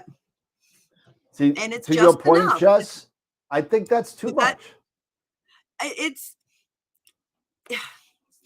I'm like, my first thought was like, that's just enough. But then as I started really looking at it, I'm like, but am I trying to find fault here? Well, here's the thing with M81. I don't think it's too much. I think the galaxy is bleached out, which makes it look redder than it should be. That's a good point. Yeah. Because I feel like that's just the right amount of H alpha. Not too much, not overwhelming, not enough to draw your eyes away from the other detail in there. Maybe it just needs to. Maybe he decided to bleach the core to highlight the H alpha, but the core could definitely be used to be a little bit more yellow, a little bit more color in the core area because it is definitely bleached. But he could have maybe just decided just to kind of maybe do like highlight just the HA, the H2 regions. Maybe. Now it looked like, take a look at the rust on that one armature on the left side there, adjacent to the core. It almost kind of looks like the black eye galaxy. You've got that. Was that 94? Yep. But I think if you could just maybe do a mask and just maybe kind of bring out the core a little bit more yellowish on the core would really make this thing pop, and just a little bit in the armature, a little bit more contrast in the arms. And I could be wrong because it is a JPG. So is there a flat issue here? It looks like it. I see like maybe dust donuts here, here, here, and here, and here. And I don't know if that's just, it looks like that there might be a flat issue here, even though the background looks like pretty uniform, but I think we got some issues maybe here and here and here. There's another one here. Yeah, now that you point them out, I just, you know. And the stars have lost a little bit of the color. There's just a little bit of red or orange, but the majority of the Yep. stars have lost true color. So you can tell that he's kind of bleached it just a little bit to highlight, I think, the HA region. Yeah, I think what needs to happen is you gotta think about H alpha adding as the last brush stroke on the painting. You know, that's really what it is. And you really got to get the color balance. And this is the pot calling the kettle black here because I have the problems with the same thing. But you got to get that goldish kind of color in M81. It's like a little bit yellow gold kind of. And then dropping those little drops of H alpha in there, maybe you only do 20% H alpha, maybe you only do 30% H alpha. You don't have to go 100% and just and and then it's like but you got to kind of, and again, maybe that's what the artist was going for. I don't know. I don't have any details on what. Just out of curiosity, was that a monochrome camera or a one-shot color camera? Maybe there's no information on it at all. Yeah, because I'm thinking is maybe if it was a one-shot color camera, maybe he bleached the Galaxy to be able to pull out the HA to show you what the advantages are with a dual band channel filter for a one-shot color camera. Oh, Dave, is that you, Dave? That's your picture, Dave? The M81, Dave Schaefer?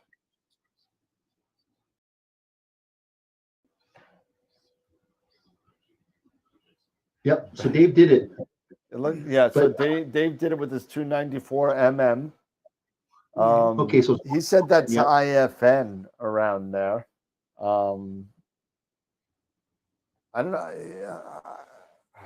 You got some random dark spots that look like dust motes to me. I don't know.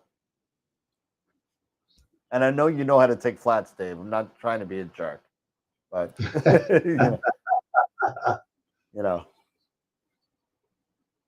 it just looks. It could be the JPEG squashing the picture. It really could be, but IFN is really. I bet they look good on your side. It'd be kind of cool to see, instead of sending for critique from now on, can we send the XISF from Pixinsight, please? Because it's really hard to critique a compressed piece of garbage. It's kind of like putting lipstick on a pig.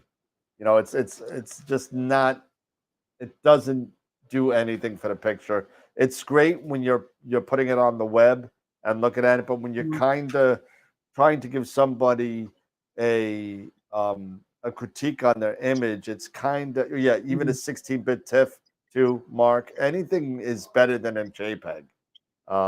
It's really bad, and I know people are used to dropping JPEGs in for picture of the week, and for picture of the week, it's fine because it's going on the web. You know what I mean? And if we all put XISF or high resolution pictures, my website would just explode. It would take forever for the page to load up. So if we could send something a little bit better resolution, or even project files. I love project files. Send me project files, because then we can bring it into Pixinsight and we could say, hey, let's take a look at what we really did here. We could talk about the processes. It is IFN, not dust motes. Okay, fair enough. IFN. I've been trying to run that through my brain catalog, and it's not coming up. IFN. It's a flux nebula. Okay.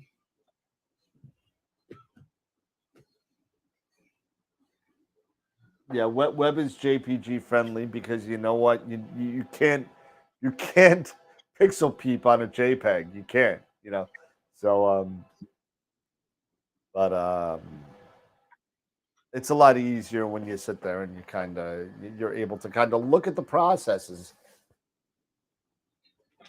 And the cool thing about sending a project file is you're gonna save the icon. So I mean, I have my own icon set. I'm not out to steal icon sets, but you know what? It's definitely it's whoa, something just happened to Mike. It's definitely a lot easier to critique and say, hey, you know, all right, well, we would know that was IFN if we saw the data as it just came out of the stack. You know what I mean? We would know that, you know, because we would be able to see there's no dust motes, you know. So I'd love some re-critique on my mosaic join lines. I gotta be honest with you. I didn't fought. Oh my goodness. Come on. I'll throw that up there just because it's funny. I mean, I could definitely take a, let's see. And where is it?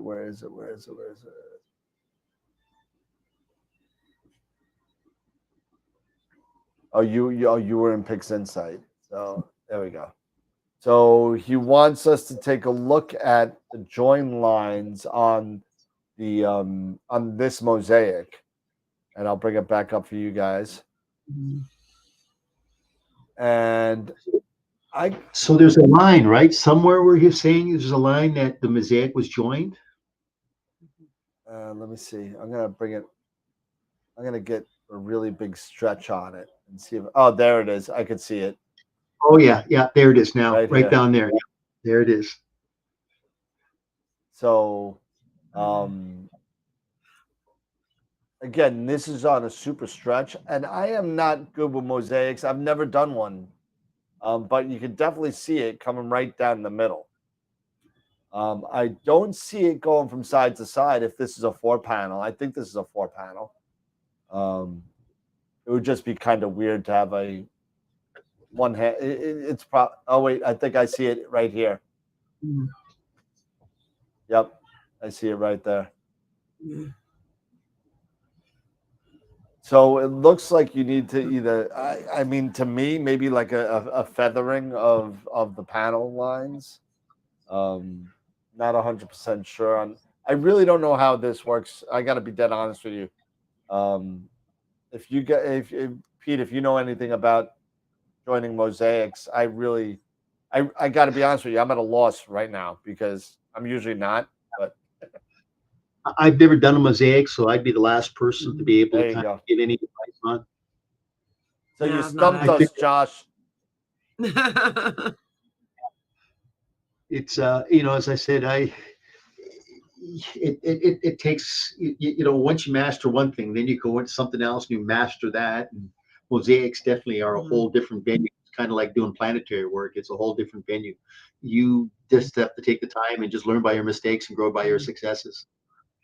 Yeah, I mean, you know, I've never done it. Yeah, see, a lot of people are saying that they don't do mosaics, but everyone's saying, well, ask Adam Block. So you know, Adam Block would be one, and Masters of Pixinsight would be another. They do a mosaic class on mosaics, and it's available for $35 on their website. So mosaics and other techniques, it's called. So. Okay, quick question. We've got 34 viewers, but we only got 22 likes. Oh, so, man, you guys and girls. Come on. Keep forgetting to hit that button. So smash that like button. Come on, don't be bashful. Don't be bashful. Let's go. Come on. That includes you guys that are watching because you count on. Make sure you hit the thumbs up too, YouTube. There we go. Now we're up to 24. There you go. 25. All right, 26. There you go. So 25 and 26 was Pete and Jesse. So just I actually did about an hour ago. Oh, okay. I actually did about an hour ago. Oh, did the Fox first show? Looks like we have another critique, Dan. Did the Fox first show? Somebody must have uploaded something else? Let me see. Critique. Oh wow, yeah, yes, it did show up. Oh, we got more. We have more. Oh, wait, but still, there's more. But still, there's more. So we got. So, Kevin, which one do I get? One of them says just Foxy, and the other one says Fox for HARGB. So tell me which one to put up. I don't know if they're both the same thing, but and then I got AZ Forerunner, another M51. So I'll download them both.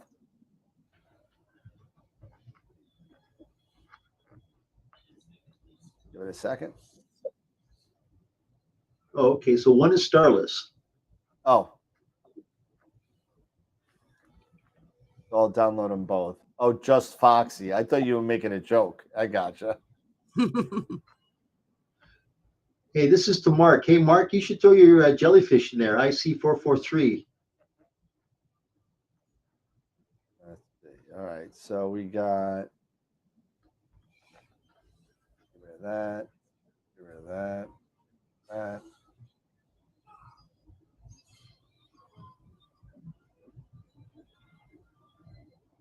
Back all. No.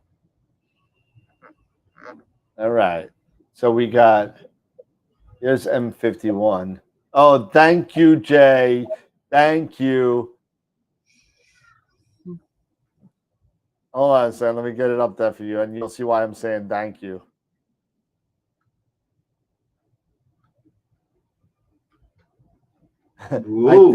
I think Jay threw this up there because I was asking for crappy pictures. No, just kidding, Jay. I'm sorry. Well, Jay, you win whatever's behind curtain number 1. You got a flat problem, my friend, and you know this already. So yeah, you got a lot of vignetting on there. That's the first thing, and it looks like what is this? This is M51. It looks like it's a single shot. If I'm incorrect, let me know. But it looks like it's a single shot. What do you guys think? Oh, I thought this was a lot like the photo. Oh, I'm sorry. Well, I thought this was an image from the 1940s. You know, the old black and white images from the 1940s. Yep. It's reminding me of some of the shots I took at Cherry Springs this summer when I let a little bit of condensation get in on my camera. I did the heater on my 294. I did not have, I broke the wires on it and I forgot about it. And then I went to Cherry Springs and I was, I had my dew heaters on on the telescope, but I didn't have it on my camera. So a lot of my data got that ring in it. And that's what it's kind of jumping out to me. Like going, yeah, it looks like there's some dampness somewhere in the imaging train. Yeah, so yeah, so this either is flat dew, could be a number of things. He said is a stack of 2.5 hours.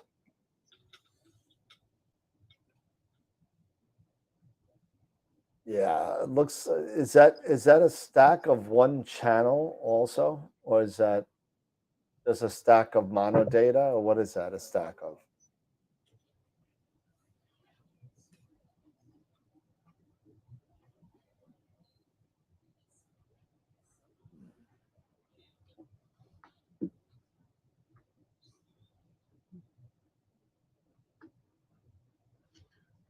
Okay.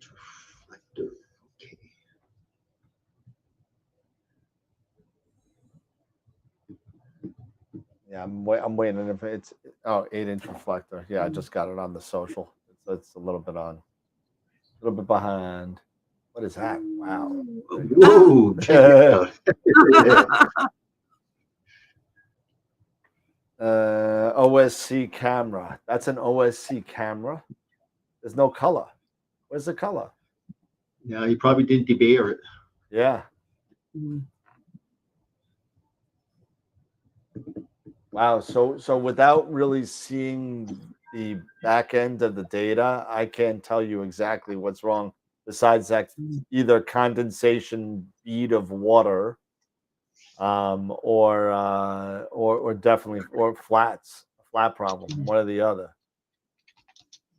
He said it was taken back 10 years ago. And I'm looking at, and I don't know if it's just, I'm looking at it. It looks like in the corners, I'm wondering if there's just a little bit of a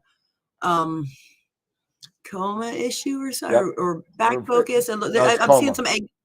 It is coma. Okay. Yep. Yeah, not really using a reflector. I mean, I'm not, so I wouldn't know the difference between coma and a back focus issue. Well, the back focus is for refractors, and comas for. Yeah, I mean, I know what it is, like what causes it, but like looking at an image, I wouldn't be able to say, okay, that's both, coma or that. Visually, they both do pretty much the same thing. Okay. It's it's just for different. One's a parabolic mirror. What you're I guess just knowing what, because he's using a reflector. Okay. Yeah, because you're looking at, you could see these spikes here. So that's a dead giveaway of a reflector. Okay. He did say it in the chat, but you could definitely tell this is a reflector. Okay. Definitely some coma. Obviously, to your point, the streaking of the stars going out on almost all. I think it's almost all the corners, at least 3 out of 4. I can't tell up here. Okay. But yeah, if this was taken in 2012, and this is one of your first images, I gotta be telling you, I'd probably be happy with that. Yeah. Oh yeah. Oh yeah, absolutely. I like I did a couple side by sides of like my first, like the same target over the years, and I'd love it if some of our viewers would do that. That would be amazing to be able to see like this is the first one, and then this is a year on down the way, and then this is what I'm doing right now. Just to kind of see where that progress is, because it's one thing to see an image, a new, great, amazing image, and it's another thing to see one that might need a little bit of help. Maybe it was your first one or second or third or 100th or whatever. But I love being able to see them side by side. And I know when I'm struggling and I'm going, I'm still not getting the images that I want to see. I love taking like, this is the first one, and this is one I took a year later, and this is one I took a year later, and this is what I'm taking right now. So while I'm not where I need to be, it's you can see that progress all in like right in front of you. Yep. So that would be amazing to see, when people do put up their critique photos. I think people don't want to put up their, who wants to put up, their bad photos when they have good ones, to really critique. I gotta say that the reason that I always thought that we did critique isn't to, blow smoke and, tell everybody how big their ego is and how great their pictures are. The reason why we started critique, and Pete, correct me if I'm wrong, is to help the people that are just starting in the hobby, that are having issues, to, maybe point them in a different direction on either their process or what's going on and what's wrong. Hey, listen, we all have great pictures.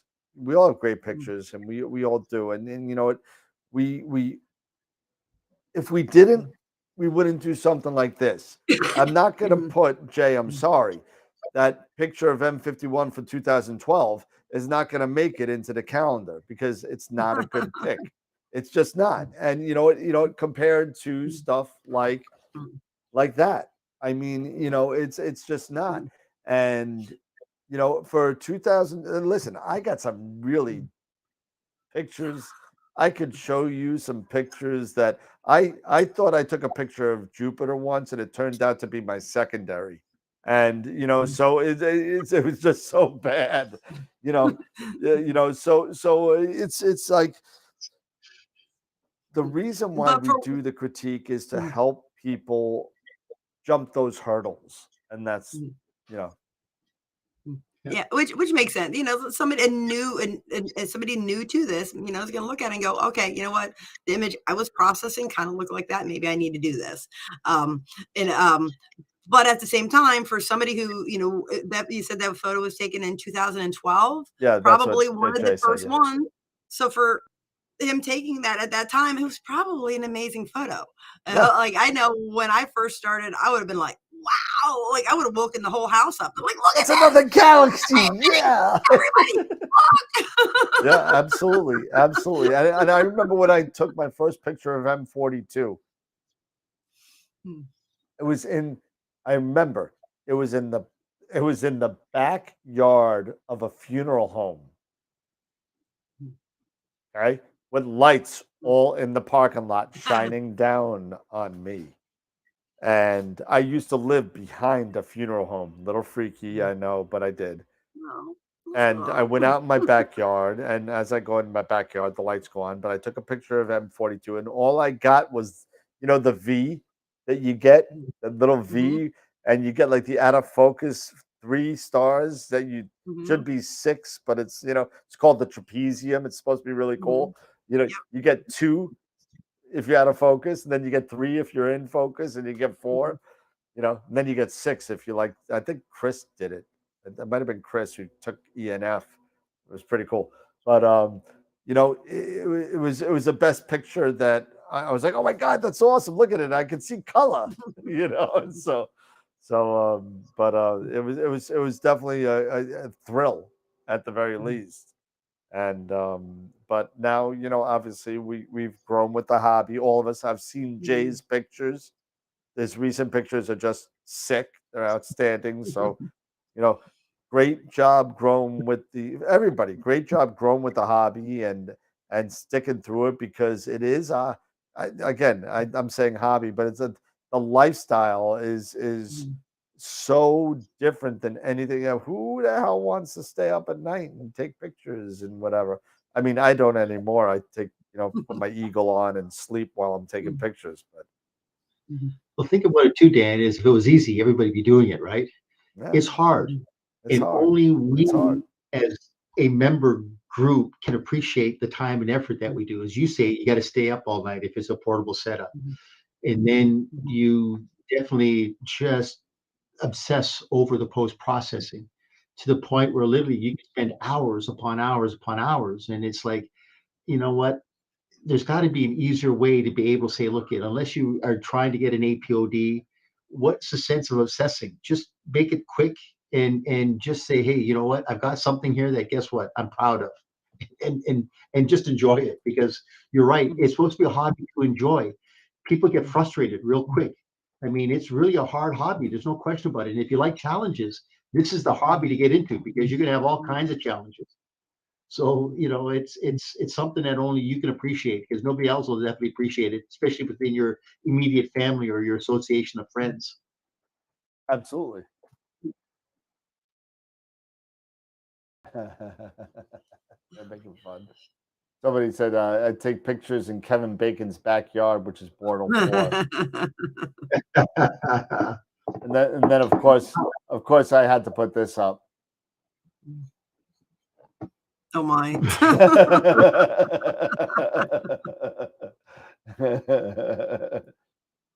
and there's a lot of good pictures, and it's almost 10 o'clock, so I'm going to save the rest for the next one. It surely is. But thank you everybody for submitting their photos to either saying it's an awesome photo or saying it's not. And it's been great. It's a lot of fun. I love doing this stuff. It's a lot of fun. Did you miss critique? Kevin, you know what? I think we did yours, and you could rewind and play it on the replay. I'll put it up for you. But so many. Which one was that one? Kevin Rasso. I forget which one that was. So that was. Let me see. I mean, I'm sure it's pretty good, because everything we saw tonight was just phenomenal. So. Oh, the fox fur. We didn't do the fox fur. We haven't done. You know what? We can do the fox fur right now. We'll do it for you since you came back. We're going to do it for you right now, Kevin. So don't go away and don't glitch out. So here we go. We're going to do the fox fur right now. And it's a JPEG, so JPEGs suck. So give me a second, and we'll get this up for you. And here is the fox fur.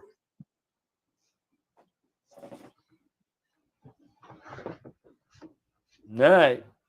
What do you guys think? Now, the fox fur is a little different. This is more of a wide kind of field, you know, because you got the cone, the Christmas tree, and the fox fur there as well. I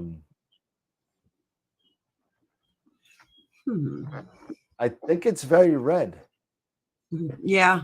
I think it's very red. And you know, what I'm gonna say may be wrong, and I'll stick by it. I'm gonna say that this was done with either an L Extreme or an L Enhance. And I'm gonna take a guess. And I don't know if I'm gonna be right. What makes you say that? I'm curious. Well, I'll tell you if they say what it is first. Okay. So I'll wait for Kevin to say, because I know he's in the chat. And it's a chroma. Oh my goodness. All right. Well, you shocked the hell out of me, because usually the L Enhance and the L Extreme, to me, the final pictures come out red just like this. Okay. Because even though that you could get good results from the either tri-band or dual band that Optolong comes out with, to me, a lot of people screw it up and usually come out with something like this. And that's why I said it was. So that being said, yeah, so knowing that it's not that, I will tell you that, yeah, it's definitely oversat at this point. Because all this HA clouds are great. You know what I gotta say is really good is the detail you got in the middle over here. Okay, now I can see that. Now that you've zoomed in a bit. Okay. Really nice job on the cone. Right? And then the overall Christmas tree and the fox fur.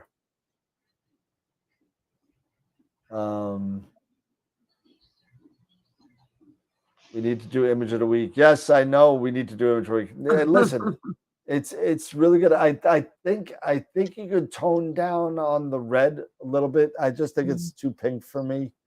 You know, and it might be just too much HA, and you might have to do a percentage of the HA instead of just doing a straight out HA RGB. Yeah, if you cropped from like here to here, I think it'd make a better picture. All this is, even though I like this over here, this little cluster you got over here, it's only half of it, and it's a little distracting. The center star, which is illuminating the fox fur, is S. monoceros. This guy, that whole area should be more blue instead of purple. Yeah, and maybe that would definitely change the tone of the rest of the picture. Okay. Yeah. I did this. I started, and I did some imaging on this starting on Christmas night. But I haven't imaged this in several years, and it looks, it looks better than the one that I had done. Which and I got frustrated with it. I just felt like it was very red. My star reduction was absolutely god awful. Thankfully that's gotten a little bit better, and I think, like, I'm looking at that and I'm remembering, trying to process this and just trying to reduce those stars. It just felt like the stars are just so overwhelming in this, or that they can be, like, just like Cygnus, it was just trying to reduce those stars. I feel like maybe a little bit of star reduction might be, I mean, yeah, cropping, yes, but just a little bit of star reduction would be less distracting, maybe. Gotcha.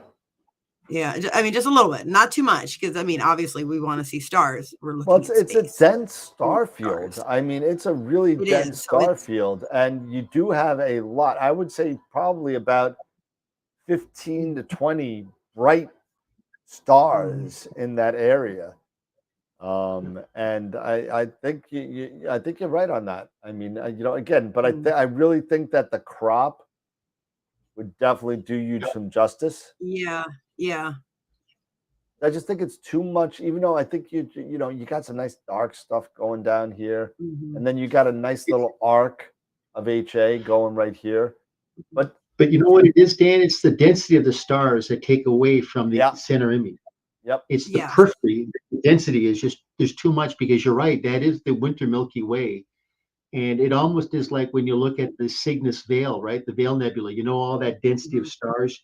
You have to use star reduction just to kind of tone those stars down. He's got a starless version of it. I'd like to see that. Yeah. Really quick, we'll bring that up. And I think the cropping too. I think so often we want to just get. I know when I'll look at it, I hate. Ooh. I like that a lot. I like that one. Now you can see the details. You pull those stars out of there, and that's like, I mean, it's not obviously not a whole another image, but that is a whole nother image. I mean, the details just like jump out. Dude, you know what you do now? Now you take the stars and you put them back in at 10%. Mm-hmm. Yeah. Yes. Do pixel mass. Do pixel mass. Do pixel math and put back in the stars. Do what is it? Percentage T plus whatever it is stars times by 0.1. And add that back in. That will just like lower the stars a little bit and make this pop, I think. I would try it and see what happens. Normally, I would just do some star reduction and do it that way, because it's still, but it'll work. That's what I would try. But this, I love this. This is like, love that. The dark and the red is just, I love it without the stars. I think it's awesome. Yeah. Yes. And it doesn't seem, it does, the red isn't as overwhelming. Nope. Because you can see it all. It's not competing against all the star field. So yeah, I like that. I that's beautiful. That's awesome. I like that so much better.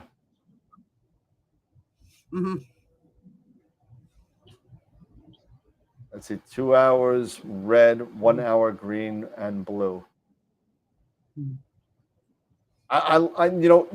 Chris, I hear you. I don't like starless most of the time either, but it works here. It works here.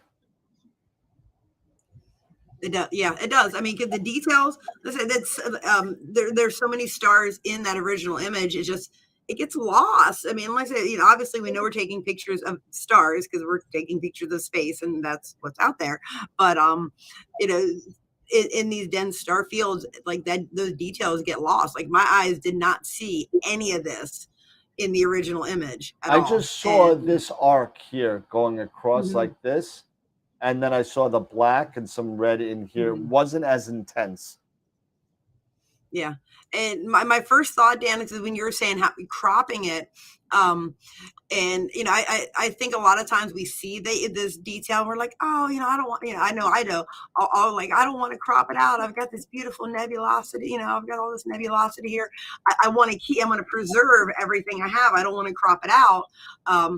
And in the first photo, I think I would have agreed with you. You know what? Crop that out. Focus, on the main subject here. But this, everything just became the main subject. Yep. So I agree. Yep.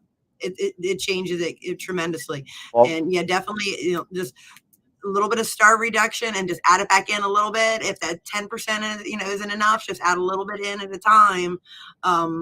Until you get in just a little bit, just get those stars in there. But that's beautiful. Yeah, it really is. That really is. I like the just foxy. I like that. So, all right, I'm glad we did that one. That was a good way to end it off. So let me get to the image of the week, because everyone's up my what. Wondering, because there was so many good images, and I put them up late too. So let me get on here real quick. This cat is killing me tonight. I just want to let y'all know. What happened? Oh, I know. This cat is killing me tonight. Look at that. He's into the tree now. I've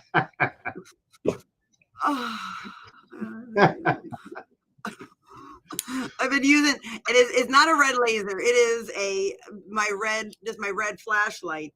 But if I zoom it all the way in, it gets this little red square on it, which that's awesome. And so if y'all been wondering what I'm doing back here, just it has been distracting me to keep him out of the tree.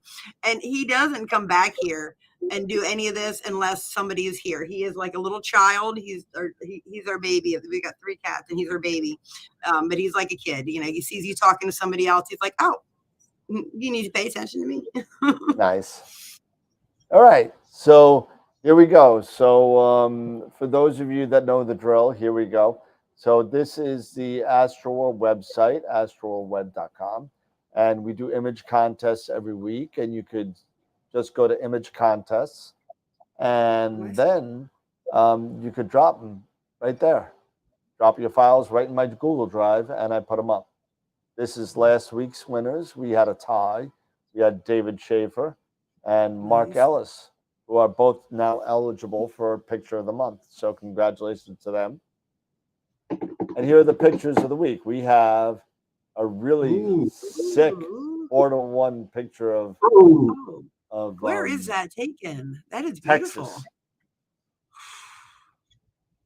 Pretty That's cool, the hill right? country of Texas. Terlingua. Okay. Terlingua, Texas, wherever that may be. Don't know where it is. But south is where they do everything is south from Long Island. I mean, come on. I know Terlingua. Actually, they do the chili cook-off down there. Cassie's chili cook-off. I will take your Chili word for it. Appreciation Society International. There's a Chili Appreciation Society. Yes, they have it's like a major chili cook-off, and if you win, you get like a golden pepper. Don't ask me how I know. I've not been there. I mean, I've been to Terlingua, but I've never been to the cook-off. Okay. One of these. They do pepper? It's like the award. I think if you win is like a trophy with a golden pepper or something like that on it. Oh my. Okay, moving right along. It's beautiful. I'm sure. It's beautiful. Moving next to the next picture. This is what we were talking about. This is the Rosette Starless by Andrus. And this is what we see, all these little black spots. Those are the Bach globules. Those are the Bach globules that we were talking about. Yep, that's it. And then we are going to make this bigger. There we go. AZ4 runner with the seagull. Yep. Nice. Really nice. Nice and smooth. Yep. Then we got, what is this? This is the center of the rosette. Yep. Now, what's that taken with? What's the hardware? I don't know, but he's got this weird kind of. I like the spikes. X. I like that. No, that's the unique. other X on this way, the dark X. Yeah, but it looks cool. I mean, it's probably not supposed to be there, maybe. But Me and him looks spoke cool. about it. I forgot what it was. I really do. Looks but neat. I like this without the stars. Mm-hmm. Yeah. You know what I like about it? It's the minimum amount of stars. Yep. He's definitely just, that's what's so nice is that it's the bearing. Yeah. Yep. And Flaming Star, Greg Meyer. Wow, we got some great images here. Yeah, people were saying that was hard to pick one because there were so many good ones. Ryan Nebula by Josh Kovac. Nice. Soul Nebula by Tom Peter. Is that taken, Tom? Was that, yeah, that's taken with the 127. Yep. Yep. Great scope. And NGC 1499 by my buddy Jim. Yeah. Wow, there are some great images here. Mm-hmm. And that's it. We had 34 votes. And let's see, we got 34 votes. Let's see. Our winner. I don't even know what the result is. I didn't even look at it. So that's going to be a tough one. There's some really nice images there. I bet you there's going to be a tie again. Watch. Here we go. Nope. Bloodstone. Dylan with the Rosette Nebula, 13 votes, followed by the Flaming Star at 10 votes. So congratulations to Dylan with the Bloodstone. If you want to go back to it and take a look at it, that was a starless one. Yes. Oh no, was it? It was that one right there. One. That one right there. Look at it. I like it. Unbelievable. Very nice. And I love the colors too. Great. And I don't know if those spikes are supposed to be that way, but I think they look neat.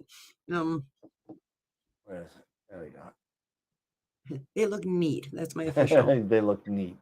They look neat. They're swell. I like this little Bach right here, right in the corner. Bach. Bach. Don't No, start I singing. love the colors. And Dan, there's some green in there. There is some green in there. There's some green in there. Definitely some green in there. You probably did it just for me. I like the little bit of green in there too. I'm with you on that one. It's not easy being green.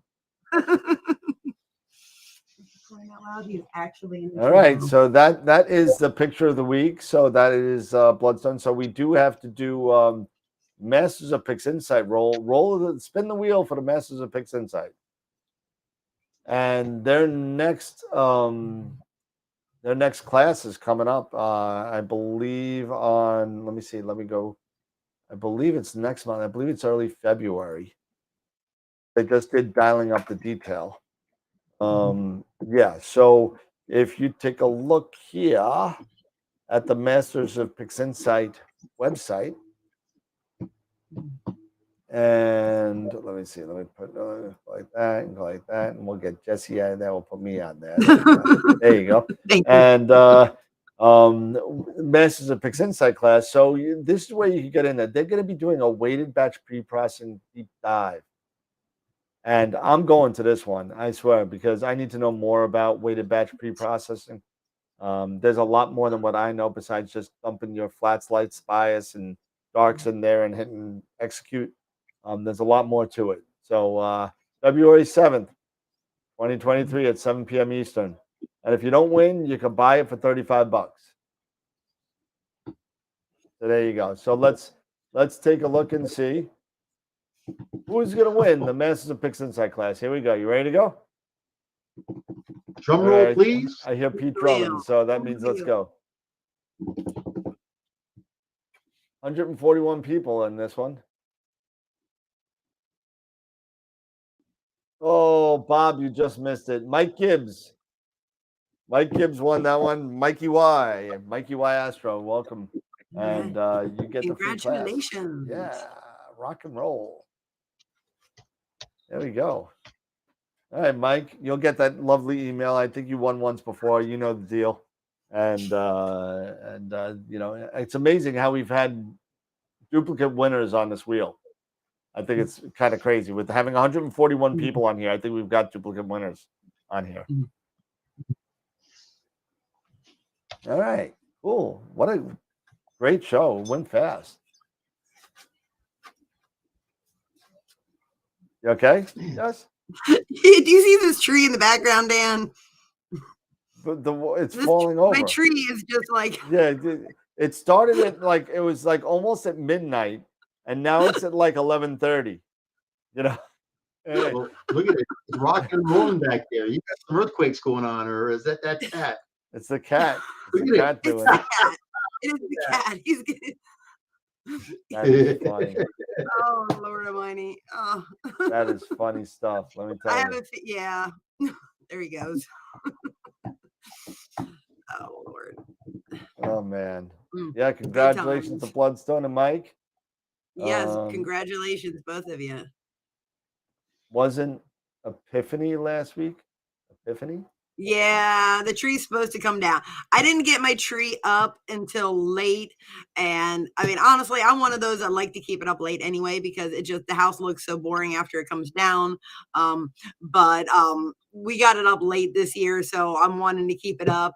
I'm sorry, is Epiphany like a thing? Is that like it is I is that a Catholic thing? kind of know what it is. I think it's like the 6th of January, if I'm Oh not. yeah, it's when you're supposed to take all the stuff down, or like And it's God's when gonna come and everything's supposed smite to you. come down. So there for a while, that was always my like, oh well, we'll wait till 50. But I'm then looking like at my tree right now, just so you know.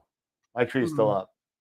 Oh well, good. Phew. Okay. And now I don't feel too bad because honestly, like I do, I like keeping it up. I mean, it stays up for such a short period of time, and it is what it is. And let's say Goofball here hasn't given us any problems with it. Like initially he did, and this is the first time in 3 weeks that he's been up in it. So he's showing off for y'all. Just so you know, I'm not lying to you, and there we go. There's the tree. Oh, good. Thank you. Thank you. Thank you, Dan. I'm just trying to make I you feel a little, just trying to make you feel a little bit better. So yeah, I do. I mean, it's one thing having the tree up. It's another thing having the tree up and being like streaming on YouTube, and the whole world out there is like, yeah, Winky's still got her tree up. I'm like, yep. Yeah, well, now you can show them the replay of the AstroWorld video, and then you can say, I'm not the only one. Yes.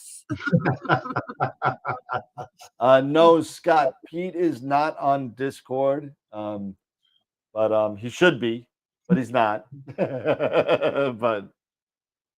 but if you have any questions for Pete, you can email Pete. And Pete, what email do you want out there? Just peter@telescopes.net. There you go.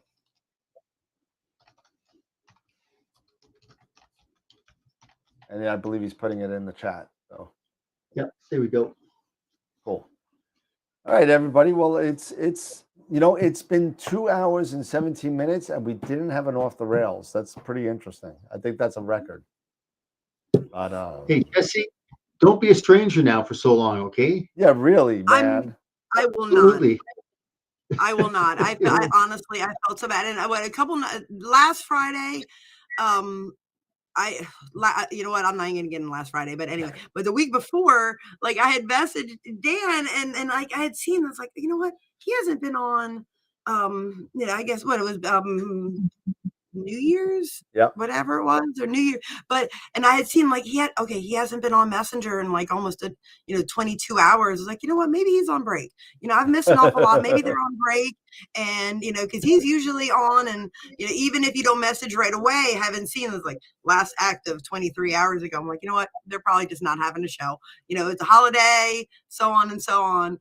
But no.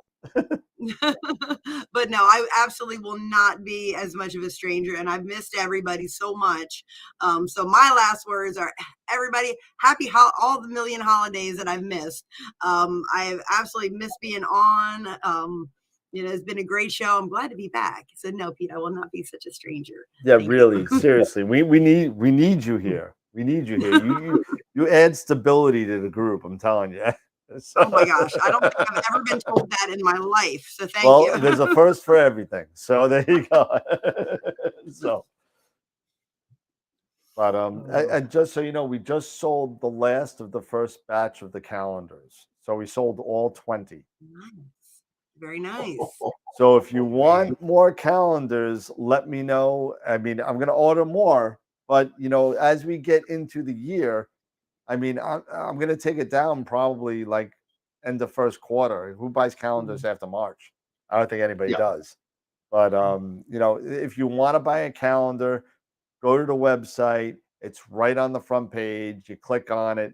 And for those of you that are ordering and choosing the $4 shipping, please be prepared to get a PayPal invoice for the difference if the cat doesn't get to you first. So sometimes things to New Zealand or something doesn't cost $4 to ship there. So please don't be understanding about that. Hey, don't worry. All right, I will order more, Chris. I will order more. Not a problem, because I want my 2 calendars. Don't worry. They shipped to me. You should be in your house by February 1st or that. And just so everybody knows, February 1st, it's this guy's birthday. So 52 years old. Time to start building something or going home, man. Just, be a telling you, if I don't start building something now, That's why I started AstroWorld, man. I started getting old. I was getting a midlife crisis. So I, 49, time to build. Oh, so this is your excuse for a Corvette then, right? It's just to do No, this show. that was the astrophysics scope. Oh, okay. There we go. Sooner or later it will be the Pod S and probably a 10 micron mount or a plane wave S, like a 350L or something like that, and throw that in there, because then I'll be calling Pete to come down and set it up, because I'll be damned. I'll pay for Pete to come down and set it up for me, because I don't even care how much it costs. If I have that money to buy a plane wave mount. Hey, Dan, I'll come down and hang out with you anytime. Don't worry about it. Oh man, all right. Somebody just bought 2 more calendars, so I'm gonna have to get more. Bob D'Amato just bought 2 calendars, so we sold 22. So we sold more than I have. So Bob, give me a little bit on those. So there's a great score. Look what Mark just posted. Look what Mark just posted. Oh my God. Oh, Mark. It must be good to be the king, Mark. Oh, look out, man. The images will be coming in from Mark now. Oh God. Just remember, Mark, you could only have one picture of the month, Mark. So choose wisely. So, you beast. You're a beast. That's right. Oh God. Goodness. That is funny. Oh my goodness. All right, everybody. It's 10:20. We run a little late tonight. That's okay. And let me get to the back. Where's the screen? Hey, Dan, just before we sign out, I just want to tell the membership, once again, Dan had mentioned something at the beginning of the show. If you decide that you've got a topic that you'd like to talk about, and as Dan said, it'll be the last Friday. Is it the last Friday of each month, right, Dan? Yep. Please give it some thought. Reach out to Dan at the beginning of the month and tell Dan what topic you want to do. But I'd love to be able to have active participation with the memberships. I mean, the chats are great, but it'd be so good to have you guys come on and literally talk about a topic that would be dear to you that you'd like to do. So please keep that open, give it some thought, and let's get the viewer membership actively involved. That's going to be a great situation.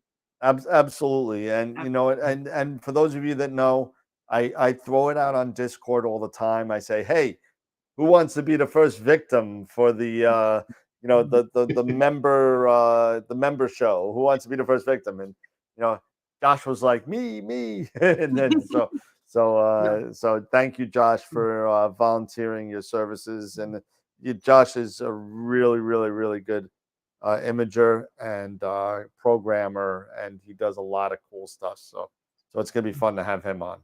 But don't forget, on the 25th, we have Craig Stocks coming on, and he's going to be going through APP, and that's going to be a lot of fun.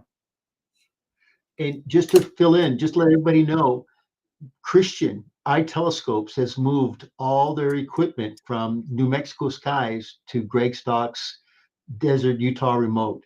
They're doing it right now. All the scopes are moved into Greg Stock's. So that is incredible. They spent this past week moving all the scope from New Mexico into Utah. What? Why? Well, I don't want to know why. Forget it. We can't put that online. We forget it. That's a loaded question. I'm not even going to get into that. Yeah. But it's that's shocking. That's amazing. But they're both awesome facilities. New Mexico skies and Utah desert, and there's a couple other ones that are starting to come out, and they're all awesome. But you know what? It's cool that Craig and Christian got together and did that, because they are both very well known in the industry and very well respected. So to have them together, it's like a nice 1-2 punch. So yeah. All right. So I guess final thoughts. Pete, I don't know if you just did yours, but No, as I said, always a great show. And as I said, Dan, we've talked about some things that we want to definitely add to the show for 2023. And I like what we had offline in discussions. But this idea about having viewer participation, I think that this is going to be really something, because I got a feeling, I think once the members kind of see the first one or the first two, we're going to kind of get lined up to say, hey, wait a minute, I've got an idea. I'd like to talk. Do you mind if I come on? So that's going to be something special. Yeah, absolutely. And you know what? If there's one thing I've always been a proponent of, whether it's at work or life or family or whatever, the most information you're going to get is from the people that are around you. You know what I mean? So you're going to learn the most from your employees. You're going to learn the most from your family, but you got to ask the questions. You can't just sit there and just go with it. So when we're out there and we're asking for people, look, we're doing it because we want to make the community more knowledgeable and see what's out there. Maybe Josh has some sort of way that he does things that is different than the way we all do. And it may open our eyes to something else in a different avenue of getting to the same point. But it's kind of, oh, wow, I never thought about that. And it's really, really eye-opening. So it's definitely a lot of fun. So I'm psyched about that. And when are we starting this? The last Friday of every month. So the last Friday of every month. Okay. Yep. So that's coming up soon. Yep. 2 weeks. And then tonight. Also, Jess, because you haven't been on the show, Dan, we were also thinking about us being the hosts. We were going to take a topic as well, right? We were going to do that. That'll be on the first and third Friday. Will be topic nights. Okay. Yeah. Excellent. And me and Pete and Eric and Jess, I'll send you the list as well. Okay. Yeah. I want to get 100 topics together, because you figure 100 topics would be 2 per show, 2 per week, 26. So it'd be enough to fill up a year. And then at that point we would go back to the first one again. You know what I mean? And then we had started. I want to say we did start it, and me, the king of off the rails, just decided to go another route, and that's what I do, because that's what I do. But but you know what? We spoke about it at the beginning of the year about bringing a little bit more, still being fun and doing what we do, but a little bit more structure on Friday nights, where people that want to see what we do can kind of get an idea of what they're going to get, not just like a potpourri of whatever we decide to do. You know what I mean? That's all fine and dandy.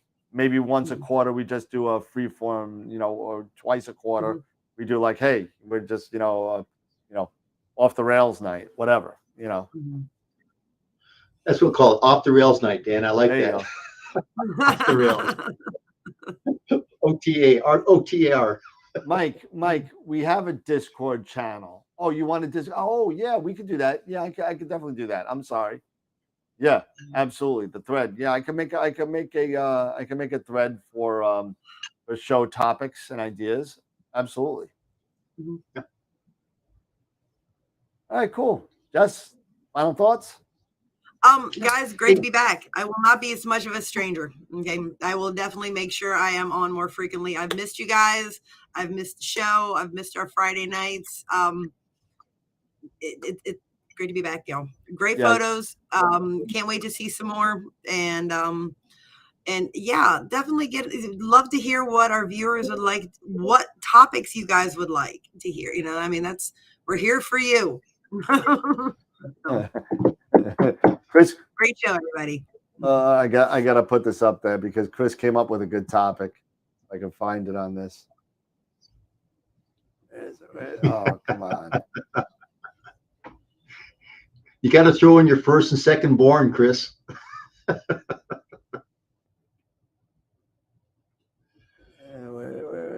you go. There it is. There you go.